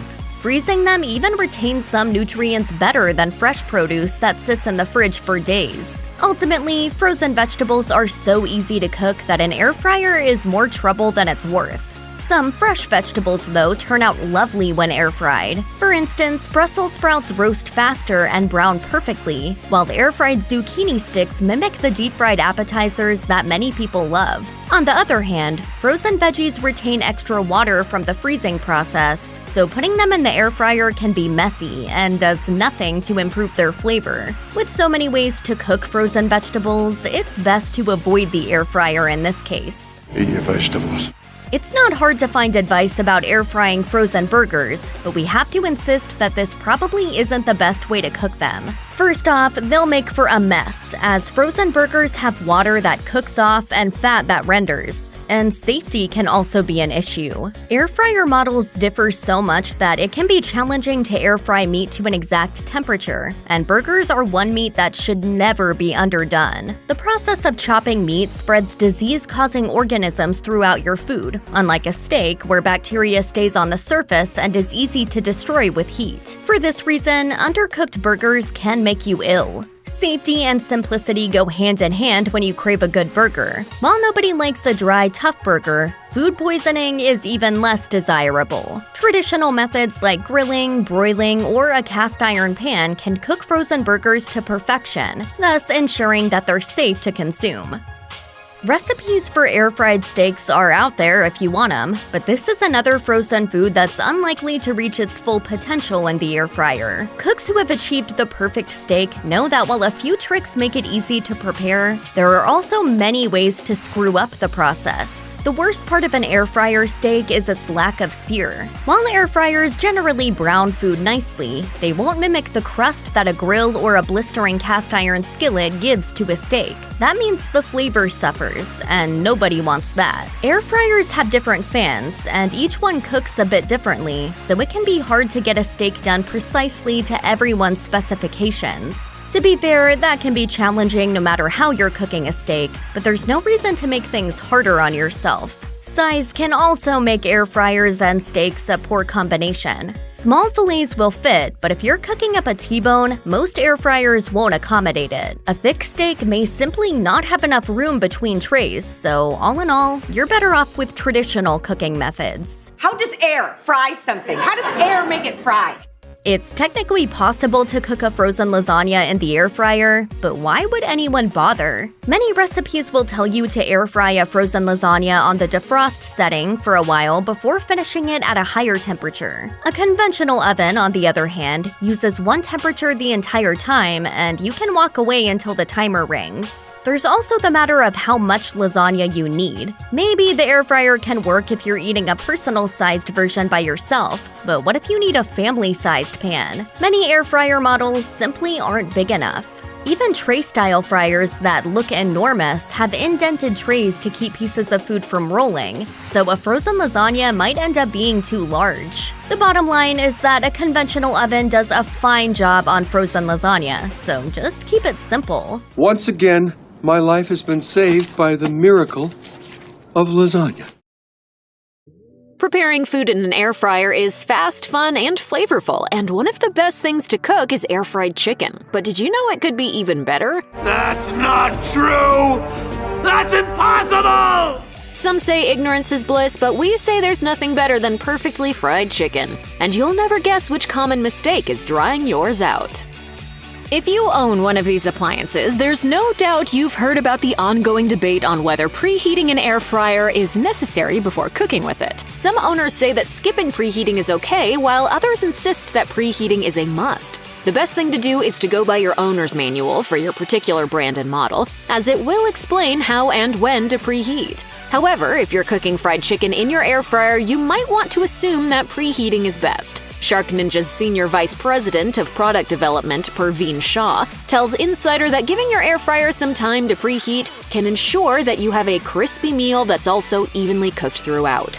With chicken, that's an absolute must. Writer Bridget Early also swears by preheating her air fryer for anything from crispy veggies to chicken. In an article for Reviewed, she writes that she almost tossed hers aside as useless until she realized how much of a difference preheating made for crispiness. What happens when you try to brown up moist, raw chicken? You'll probably end up with soggy skin rather than the crispy, golden crust you were looking for. Before putting chicken into the air fryer, you should pat it completely dry with clean paper towels. Principal chef at HelloFresh, Claudia Sadati, tells Insider that patting raw chicken dry before cooking goes one step further to reduce the chicken's overall moisture content, preventing it from releasing moisture during the cooking process. If you're having trouble getting your seasoning to stick to dry chicken, Pantry and Larder suggests coating the chicken lightly with olive oil before rubbing the herbs and spices onto the chicken. Don't worry about washing your chicken before patting it dry, either. Sadati had this to say about washing raw chicken before cooking it. Washing raw chicken before cooking can increase your risk of food poisoning from bacteria. Washing raw chicken can also spread bacteria to hands, countertops, and cooking utensils. Instead, count on the cooking process to eliminate any harmful bacteria. Yes, chicken is perfectly edible without seasoning. However, the right seasoning can really boost its flavor, especially with fried chicken. Fried chicken needs a little extra flavor or you're bound to get mouthfuls of bland-tasting breading, which isn't very appetizing. So don't skimp on seasoning. Ideally, you'll want to season the chicken before you bread it and season the breading. According to Bon Appetit, your chicken needs some salt at the very least. Adding salt generously to raw chicken creates a brine, bringing moisture from the chicken to its surface and soaking it up. This allows the skin to become crisp in the air fryer. Then season the breading. Ideal herbs and spices for fried chicken include garlic powder, onion powder, and paprika, but feel free to experiment with your favorite flavors, including spicy additions like cayenne pepper and crushed red pepper. You can also use pre-made spice blends like poultry seasoning or Cajun seasoning to kick things up a notch. Breading is the star of the show with air-fried chicken. When you make fried chicken in an air fryer, it's crucial to get your breading procedure just right. If not, you could end up with breading that doesn't stick, falling right off the juicy chicken leg you were about to bite into. Blue Jean Chef recommends using a traditional dredge method to coat each piece of chicken and keep the breading intact. First, dip the chicken in flour, then into whipped eggs, and finally in the breadcrumb mixture. After dipping the chicken into the breadcrumbs, use your fingers to press the mixture into the chicken firmly. Stop. Were you about to use any old oil to fry chicken in an air fryer? What? No. Air fryers are not the same as deep fryers, as they use hot, forced air to cook food rather than hot oil. Still, you might want to use a little bit of oil when you're cooking fried chicken in your air fryer. Don't worry about adding oil to the air fryer basket. Instead, add a little oil to the chicken pieces before putting them in the air fryer. However, Simply Recipes warns not to use too much oil on your chicken. Doing so could make it drip down to the bottom of the basket, creating a lot of smoke when the oil and food drippings build up. Chris Riley, the founder of The Daring Kitchen, tells Insider that spraying oil onto the chicken before adding it to the basket helps you add just the right amount. Spice Lab chef Fiona Kennedy also tells Insider that you should always remove the basket from the air fryer before spraying the chicken with oil to avoid unsafe and grimy buildup inside the appliance. What oil is best? One with a high smoke point that can withstand high temperatures, like avocado oil and coconut oil. Overcrowding the air fryer basket can be tempting when you're in a time crunch and have hungry mouths to feed. You might get away with doing it with some foods like vegetables, but fried chicken isn't as forgiving. The New York Times suggests buying a large-capacity air fryer if you plan to cook large amounts of food to avoid cooking in several batches. However, if you want to make do with what you have, you may need to cook just a few pieces of chicken at a time. According to the Crazy Coupon Lady, overcrowding the basket yields unevenly cooked foods because it compromises airflow. Not only can unevenly or undercooked fried chicken result in unappetizing, soggy pieces of breading, it can also be harmful to your health. Food poisoning is highly likely with undercooked chicken, and that can ruin your day in more ways than one. What did we eat? It's coming out of me like lava! This is because as much as 66% of tested chicken contains Salmonella or Campylobacter bacteria.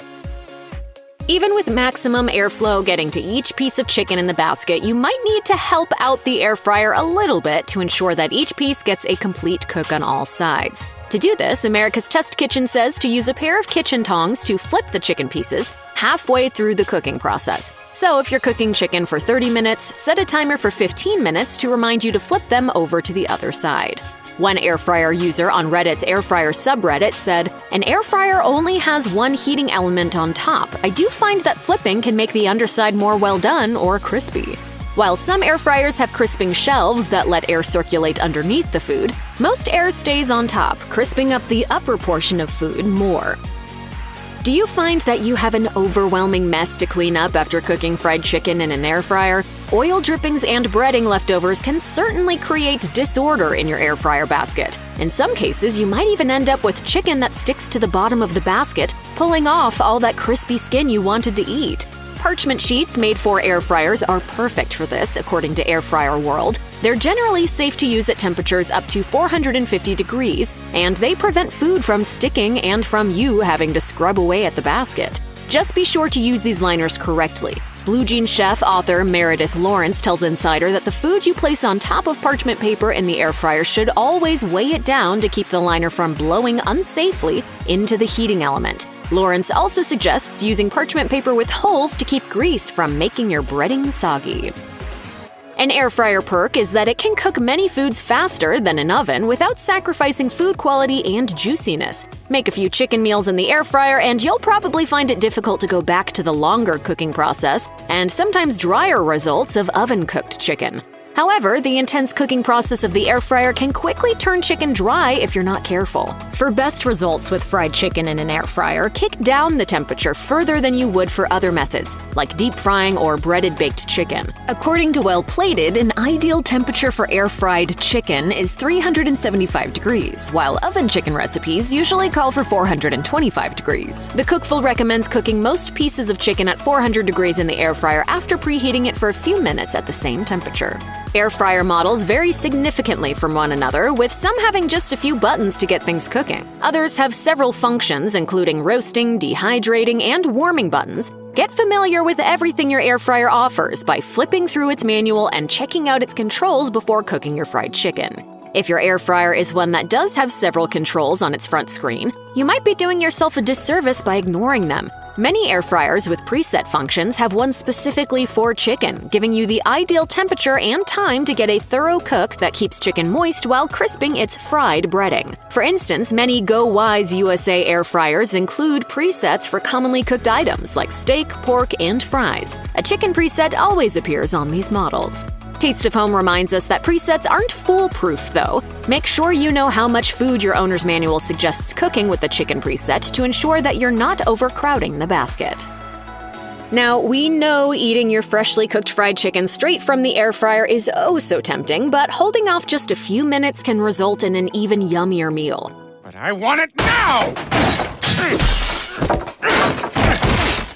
Resting is something that steak enthusiasts often describe as a must for cooked steak, but chicken can benefit from it too. Once your air fryer has finished cooking each chicken piece, the chicken isn't necessarily done cooking. Each piece holds in heat for a few more minutes, allowing it to finish the cooking process and absorb some moisture that is lost. Boneyard Bistro chef Aaron Robbins explains how to do it. Once you have hit 165 degrees, stop the heat and let it rest for a few minutes before cutting, so the juices redistribute themselves back through the meat. Kitchen also suggests tenting meat in foil during the resting process to hold that heat in and keep the chicken warm while you wait. In turn, you'll get a thoroughly cooked piece of chicken that's tender and juicy. Not checking to make sure that each piece of chicken is cooked all the way before removing it from the air fryer could result in yummy-looking chicken that's not so good for your health. Chicken can be sneaky, looking fully cooked on the outside but still pink and underdone on the inside. Food poisoning is a risk with chicken if you don't handle it properly in the kitchen or use a designated food thermometer to check its internal temperature.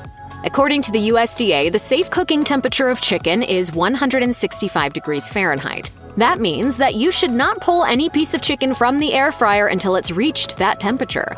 Remember that it will continue to cook a little more when resting, but it still needs to reach that safe zone before you move it to its resting area.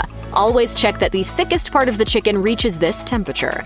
You have a few options when it comes to checking the temperature of your cooked chicken. Instant read thermometers are among the most popular, giving quick readings in digital or analog styles. Or try thermometer fork combinations, which have at least 2 prongs, making them helpful for checking the thick parts of the chicken. What's not to love about air fryers? From whipping up cupcakes to whole turkeys and even pizza, it's no wonder why they have become hugely popular. You won't believe all the things you can do with this versatile countertop appliance. Air fryers may be able to perform the same tasks that an oven can, but if you want to replicate one of your favorite oven-based recipes, it isn't as easy as throwing in food and cooking it at the same temperature. This is primarily due to the difference in cooking methods for the two appliances. By the same measure, you don't need to make what you want in a way that's specially designed for an air fryer. Some recipes simply won't taste the same if they're tweaked excessively. That's where author and YouTuber Candace Hutchings, aka The Edgy Veg, comes in. She's detailed her own air fryer hack that's as simple as lowering the cooking temperature by approximately 25 degrees Fahrenheit and reducing cook time by 20%. She says, for example, if the oven recipe states 400 degrees Fahrenheit for 20 minutes, cook in the air fryer at 375 degrees Fahrenheit for 16 minutes, opening halfway to shake the basket and flip the food. Air fryers are popular for their ability to make a wide range of savory food, but they're just as capable of cooking up a lot of stuff on the sweeter side. We're talking all kinds of recipes for cupcakes, cookies, fritters, pies, and churros. Even baking a cake is possible if you're using a larger air fryer that can fit a baking tin inside. The smaller baskets may not be able to pull off something so grandiose, but making a few cookies at a time is doable. The only thing to keep in mind while using an air fryer instead of an oven for baking or frying sugary treats is that you'll likely need to flip your food halfway through the cooking process. So be sure to follow the recipe carefully, and maybe, don't eat your delicious treat all at once. I don't even have to floss.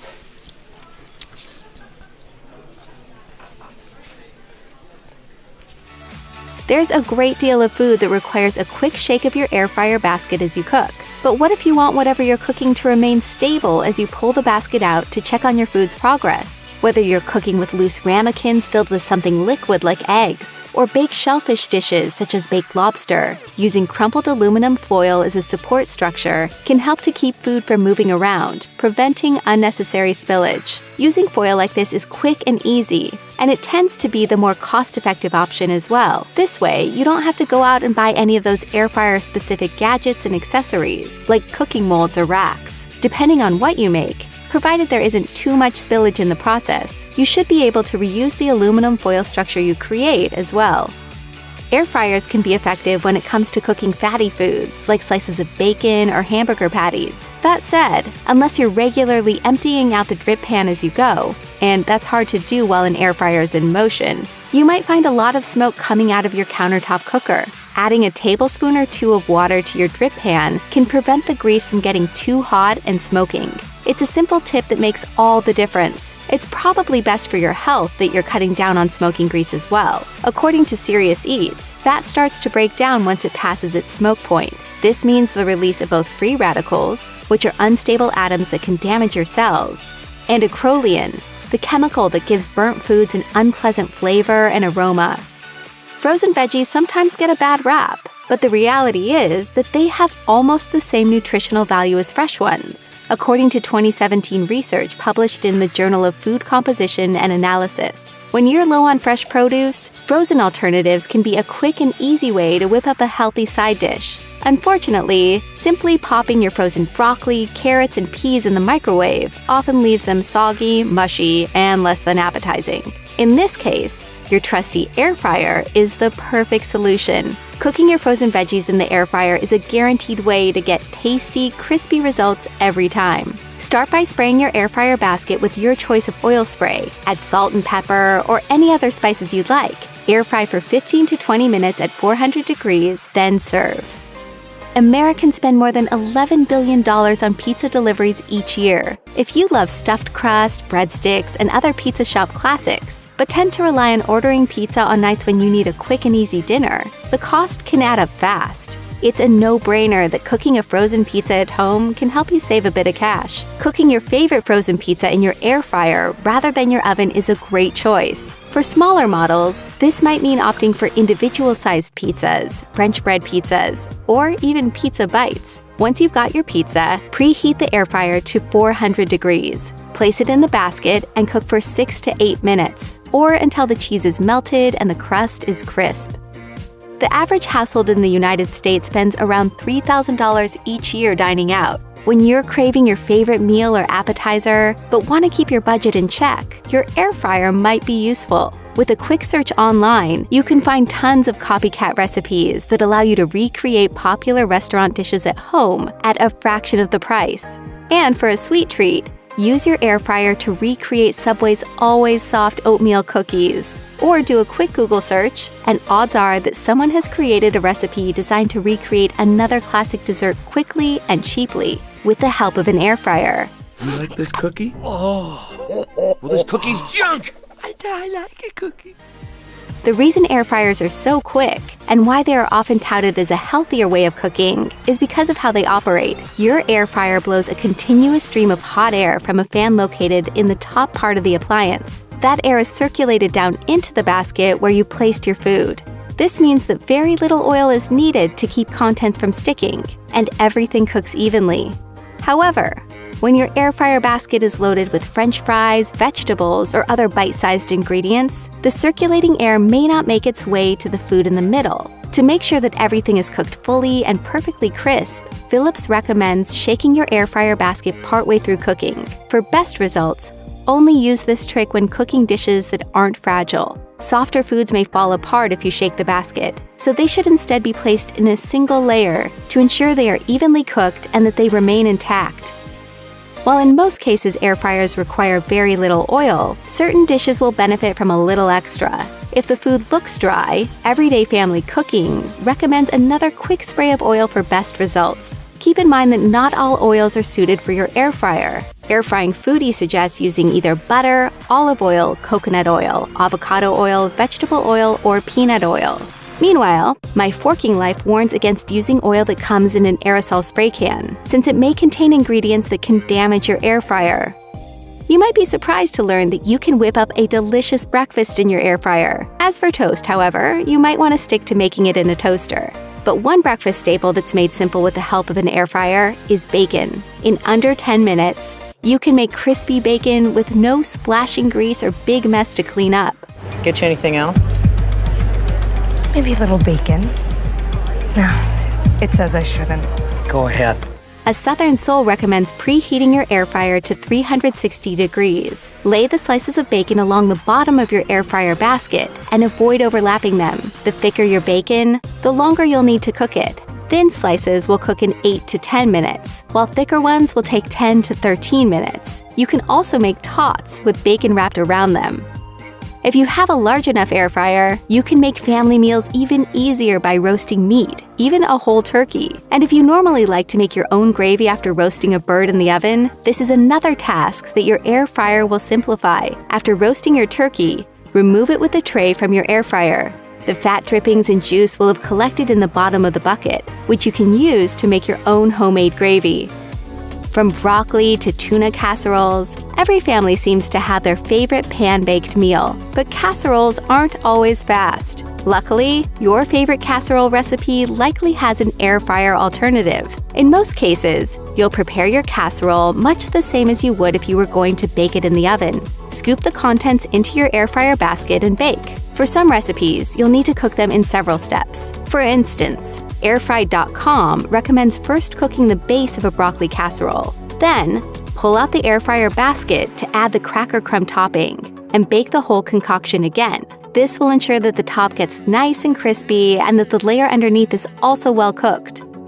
Toasted nuts are the perfect snack when you're craving a crunch without the extra calories. Most kinds of nuts can be toasted using an air fryer, including almonds, cashews, hazelnuts, peanuts, pecans, and walnuts. When toasting smaller nuts, you'll likely need to place them on a little baking dish to prevent them from falling through the holes in the bottom of the basket. Depending on the type of nut, your tasty snack will be ready in as little as 3 to 5 minutes, according to the Food Network. If you're using nuts with skins, you'll need to remove them after you've roasted them.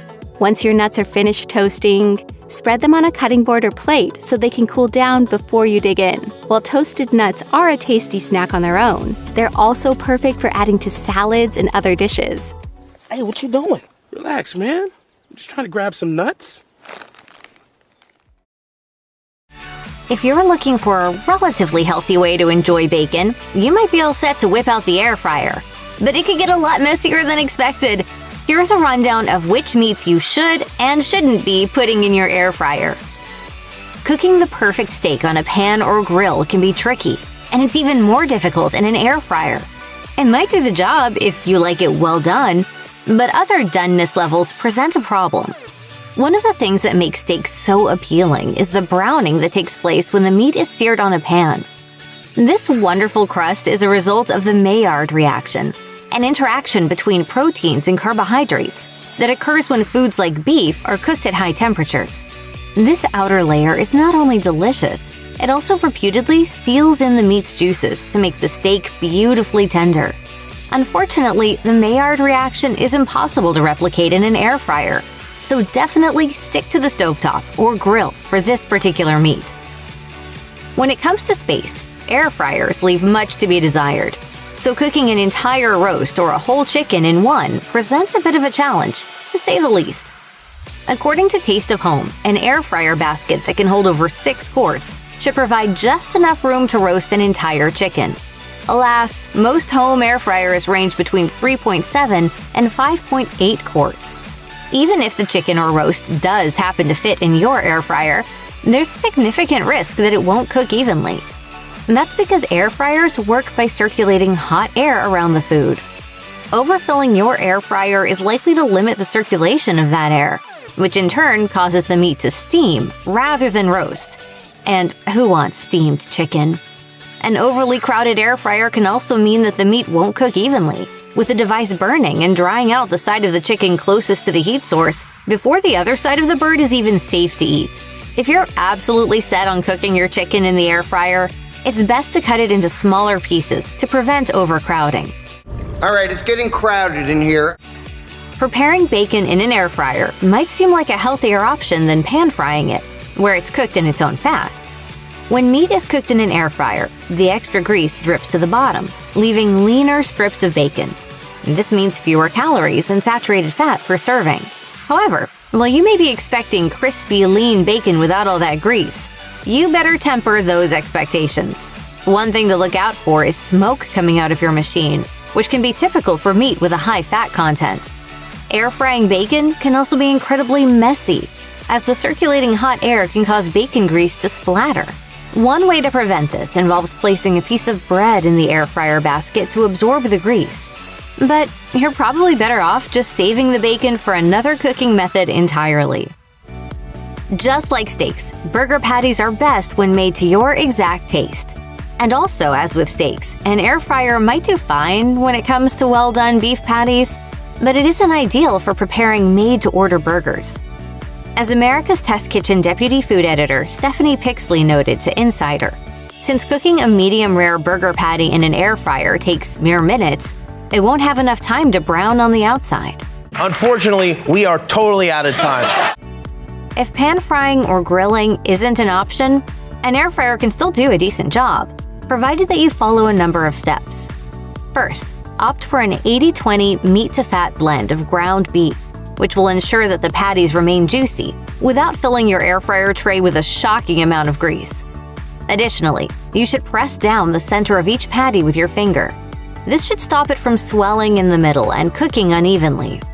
The patties should be cooked between 9 and 12 minutes, depending on thickness, but always be sure to check them early in order to prevent overcooking.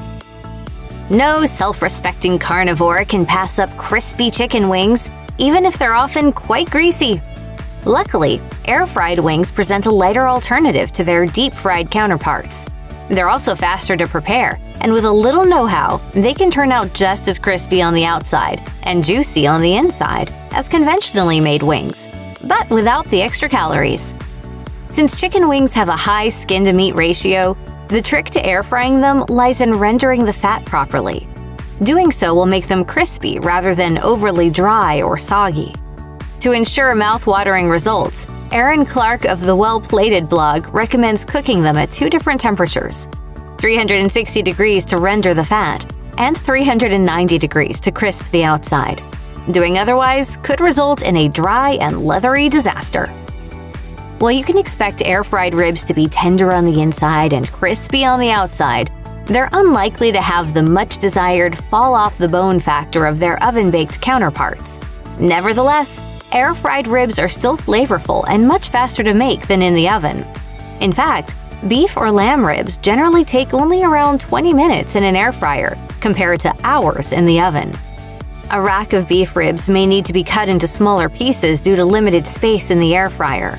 It's also important to remove the membrane from the back of the ribs to ensure more tender results. After you season or marinate, remember to lay the ribs in an even layer and cook at 360 degrees for about 20 to 25 minutes. And be sure to turn them halfway through the process to ensure that they cook evenly. If you don't happen to have a dehydrator or smoker at home, you can still prepare perfectly good beef jerky with your air fryer. While you should normally opt for cuts with a good amount of marbling when cooking beef in an air fryer, the right cut is quite different when you intend to make jerky. In this case, look for leaner cuts such as top round roast or eye of round. The leaner the beef, the easier it is to dehydrate it, as it's already starting off with relatively low moisture content. Some air fryers feature a dehydration setting, but that's not the case for all of them. If yours doesn't have one, simply turn it to a very low temperature setting. For best results, make sure that the strips are uniformly sized. When it comes to air-fried beef jerky, the thicker the strips, the chewier the end product. Cutting the strips with a grain rather than against it will also result in a chewier jerky. Like so many cuts of meat, perfectly cooked pork belly should be juicy and tender on the inside and crispy and golden brown on the outside. And with the help of an air fryer, pulling that off shouldn't take an entire day. Pork belly is rather fatty, so an air fryer is a great way to lower its calorie count. The most challenging part of air frying pork belly is getting the skin to crisp and bubble. The trick to the perfect crackling lies in ensuring that the cut of meat is properly dry before you begin cooking. This can be achieved by refrigerating the pork belly for between 12 and 24 hours. A little salt can also be placed on the cut to draw out moisture. And while seasoning the belly before cooking is fine, you should avoid marinating, as liquid marinades can prevent pork belly from developing that much-desired crackling. That said, glazing the meat after the skin has become good and crispy is usually fine. Meatballs make both a great snack and a full meal, and they're also ultra easy to prepare in an air fryer. Golden and crispy on the outside and packed with flavor on the inside, air-fried meatballs are also a healthier option than their pan-fried counterparts. If you're particularly health-conscious, you can also opt for turkey or chicken instead of beef meatballs, since they tend to be leaner. To make your meatballs truly melt-in-your-mouth scrumptious, it's best to coat the air fryer basket in non-stick spray and cook them in a single layer.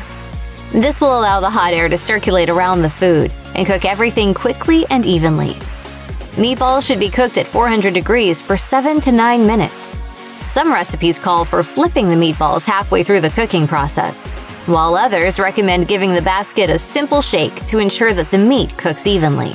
Mamma mia, that's a spicy meatball! Air-fried meatloaf is pretty similar in taste and texture to the oven-cooked version. The main difference is the cooking time. Preparing a loaf in an air fryer can cut the time in half, going from 90 to around 45 minutes. In addition, air-fried meatloaf tends to be leaner and less greasy than its conventionally prepared counterparts. That's because air fryers allow the fat from the meat to drip into the cooking basket. For best results, select 80-20 ground beef. Getting your meatloaf ready for an air fryer doesn't differ much from the traditional prep method. Simply mix ground beef, egg, breadcrumbs, onion, milk, and seasoning. Fashion the mixture into a loaf and cook at 380 degrees for 16 to 18 minutes. Then top the loaf with a glaze before cooking it for another 2 to 3 minutes. If the crust starts to darken before the loaf is fully cooked, place some foil over the meat to stop it from burning on the outside. While you're unlikely to fit an entire turkey into a conventional air fryer, it's perfect for preparing juicy turkey breasts that are perfectly brown and crispy on the outside.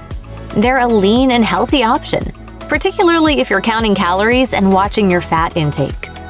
When cooking turkey breasts in an air fryer, all you need is a light spray of oil to help the skin crisp. For lip-smacking results, rub the turkey breasts with a little seasoning before placing them in the fryer. Cook them at 360 degrees for about 40 minutes, depending on their size, flipping them halfway through the process. Since air fryers tend to heat from the top down, cook the breasts skin side down first. Then flip them over to let them finish cooking skin side up, and this will ensure some perfectly cooked poultry skin. Name something people take with them to the beach. Turkey. When it comes to finger-licking pork chops, the air fryer gives conventional cooking methods a run for their money. As with so many other foods, air-fried pork chops are a healthier option than their fried or grilled counterparts, since they don't require the addition of much oil or butter during the cooking process. Size matters when air-frying pork chops. For best results, select cuts that are between 1.5 to 2 inches thick. If you opt for anything thinner, it's likely to dry out and become unpleasantly tough. Also, since thicker cuts take longer to cook, they're more likely to emerge with a beautiful char in addition to a juicy inside. Be warned, though, that pork chops can be easy to overcook, so be sure to get the timing just right. Aim for around 12 minutes for a 2-inch thick chop. Scrumptious chicken breasts and air fryers are a match made in heaven. When done right, they're a lot juicier than if they were cooked in the oven or on a stovetop. That's because the compact nature of air fryers leaves little room for the juices to evaporate out of the meat. America's Test Kitchen Deputy Food Editor Stephanie Pixley recommends glazing your breasts before popping them in the fryer for an extra hit of flavor. If everything goes according to plan, you can expect unbreaded chicken to emerge browned and crispy on the outside and beautifully moist on the inside. That was how it turned out for Brianna Riddick of Cooking Light, who also tried some breaded chicken, which resulted in deliciously crispy breading and absolutely no sogginess. Bon appetit! If something's fried, I'm gonna eat it. Cooking steak in an air fryer is simple. Just set it and forget it, right? Wrong! Treat your meat right and keep watching to learn a simple trick that can prevent your kitchen from becoming a smokehouse.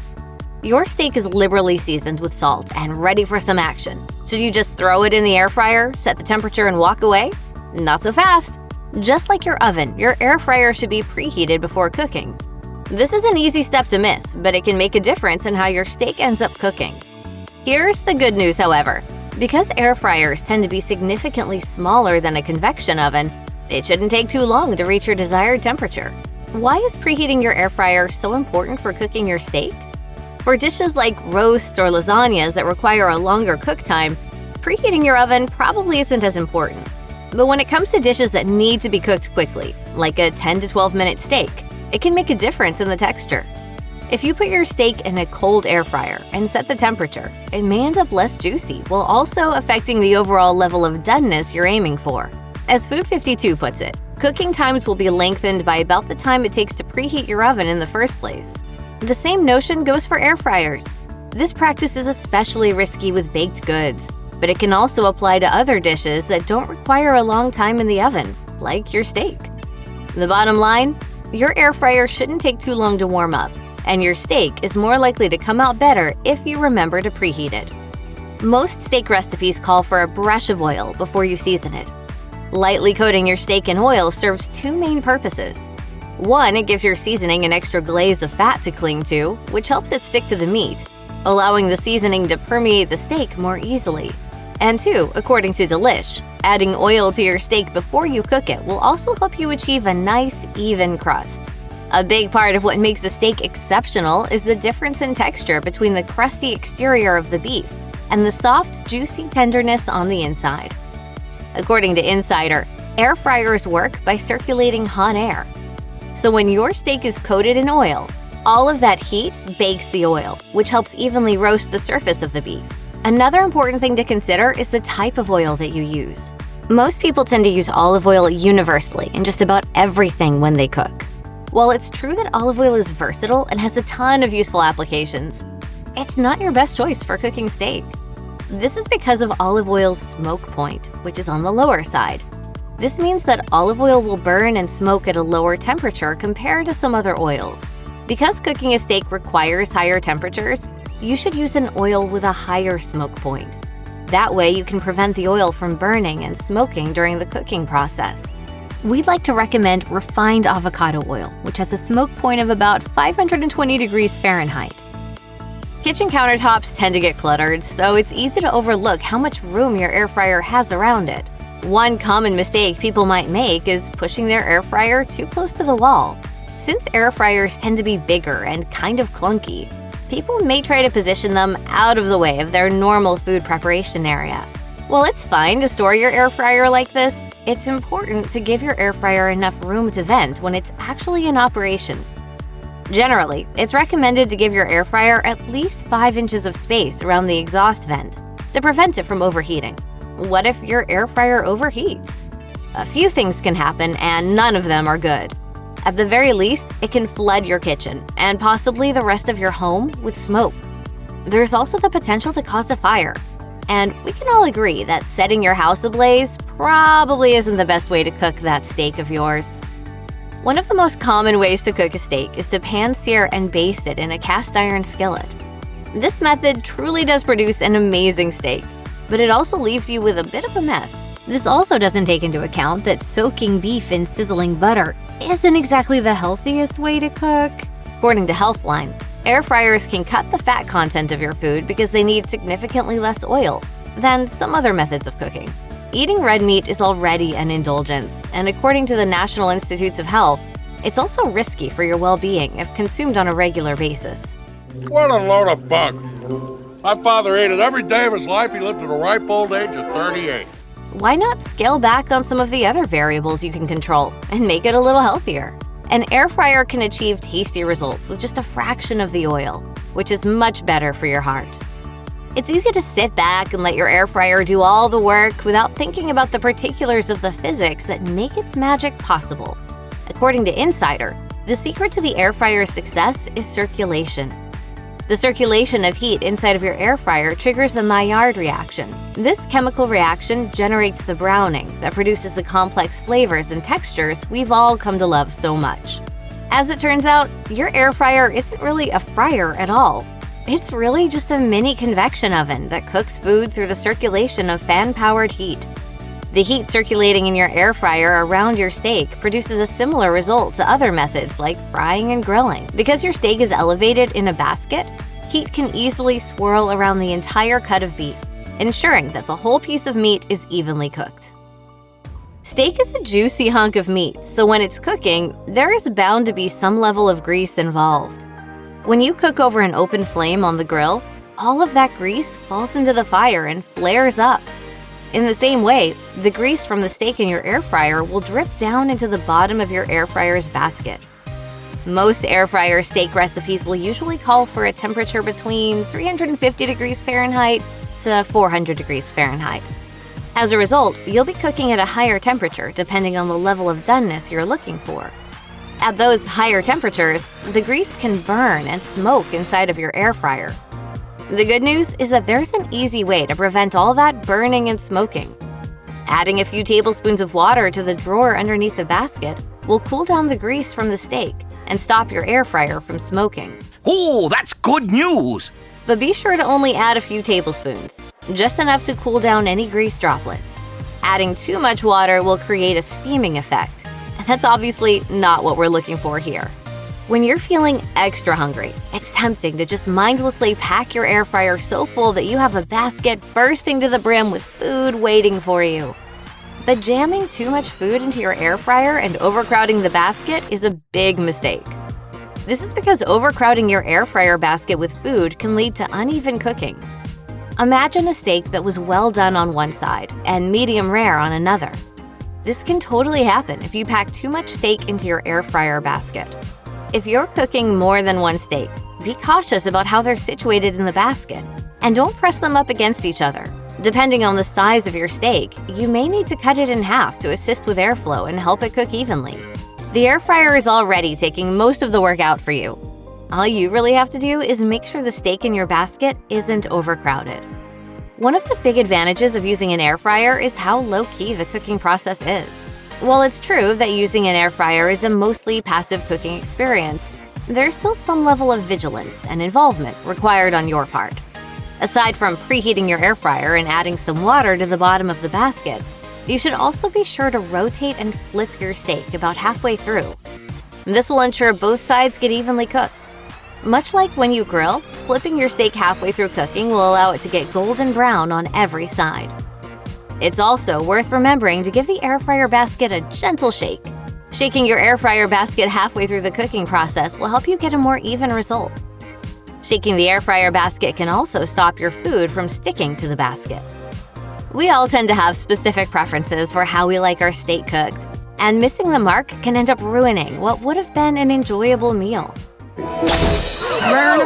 You out of your mind? If you're taking the time to make a steak that you've spent your hard-earned money on, isn't it always worthwhile to put in a little extra effort to make sure it's cooked just how you like it? We think so too. Using a digital meat thermometer will allow you to easily monitor the internal temperature of your steak in the air fryer so that you can cook it to your exact taste. At that point, the name of the game is knowing what internal temperature you're looking for. Certified Angus beef recommends 125 degrees for rare, 135 degrees for medium rare, 145 degrees for medium, 150 degrees for medium well, and 160 degrees or above for a well-done steak. In the unlikely event that you end up leaving some delicious steak behind, how would you normally heat it back up? You may opt for a quick sear in a pan on the stovetop, but that would require some extra work and a few dirty dishes. And for the love of all that's holy, we'd like to think you wouldn't dare use your microwave on such a beautiful, pricey cut of beef. You're also not very likely to fire up the grill again just for leftovers. That should just about do it. Man alive, there's nothing better than a hamburger grilled to perfection. Not to mention that the flames from the grill may end up causing third-degree burns, or at the very least, dry out your leftover steak. The truth is that your trusty air fryer is the perfect vessel to reheat any leftover steak. Being in a little self-contained sphere of churning heat is a great way to maintain the texture of your steak while also warming it up enough to eat. You've just enjoyed a perfect steak, and now it's time to face reality. It's cleanup time.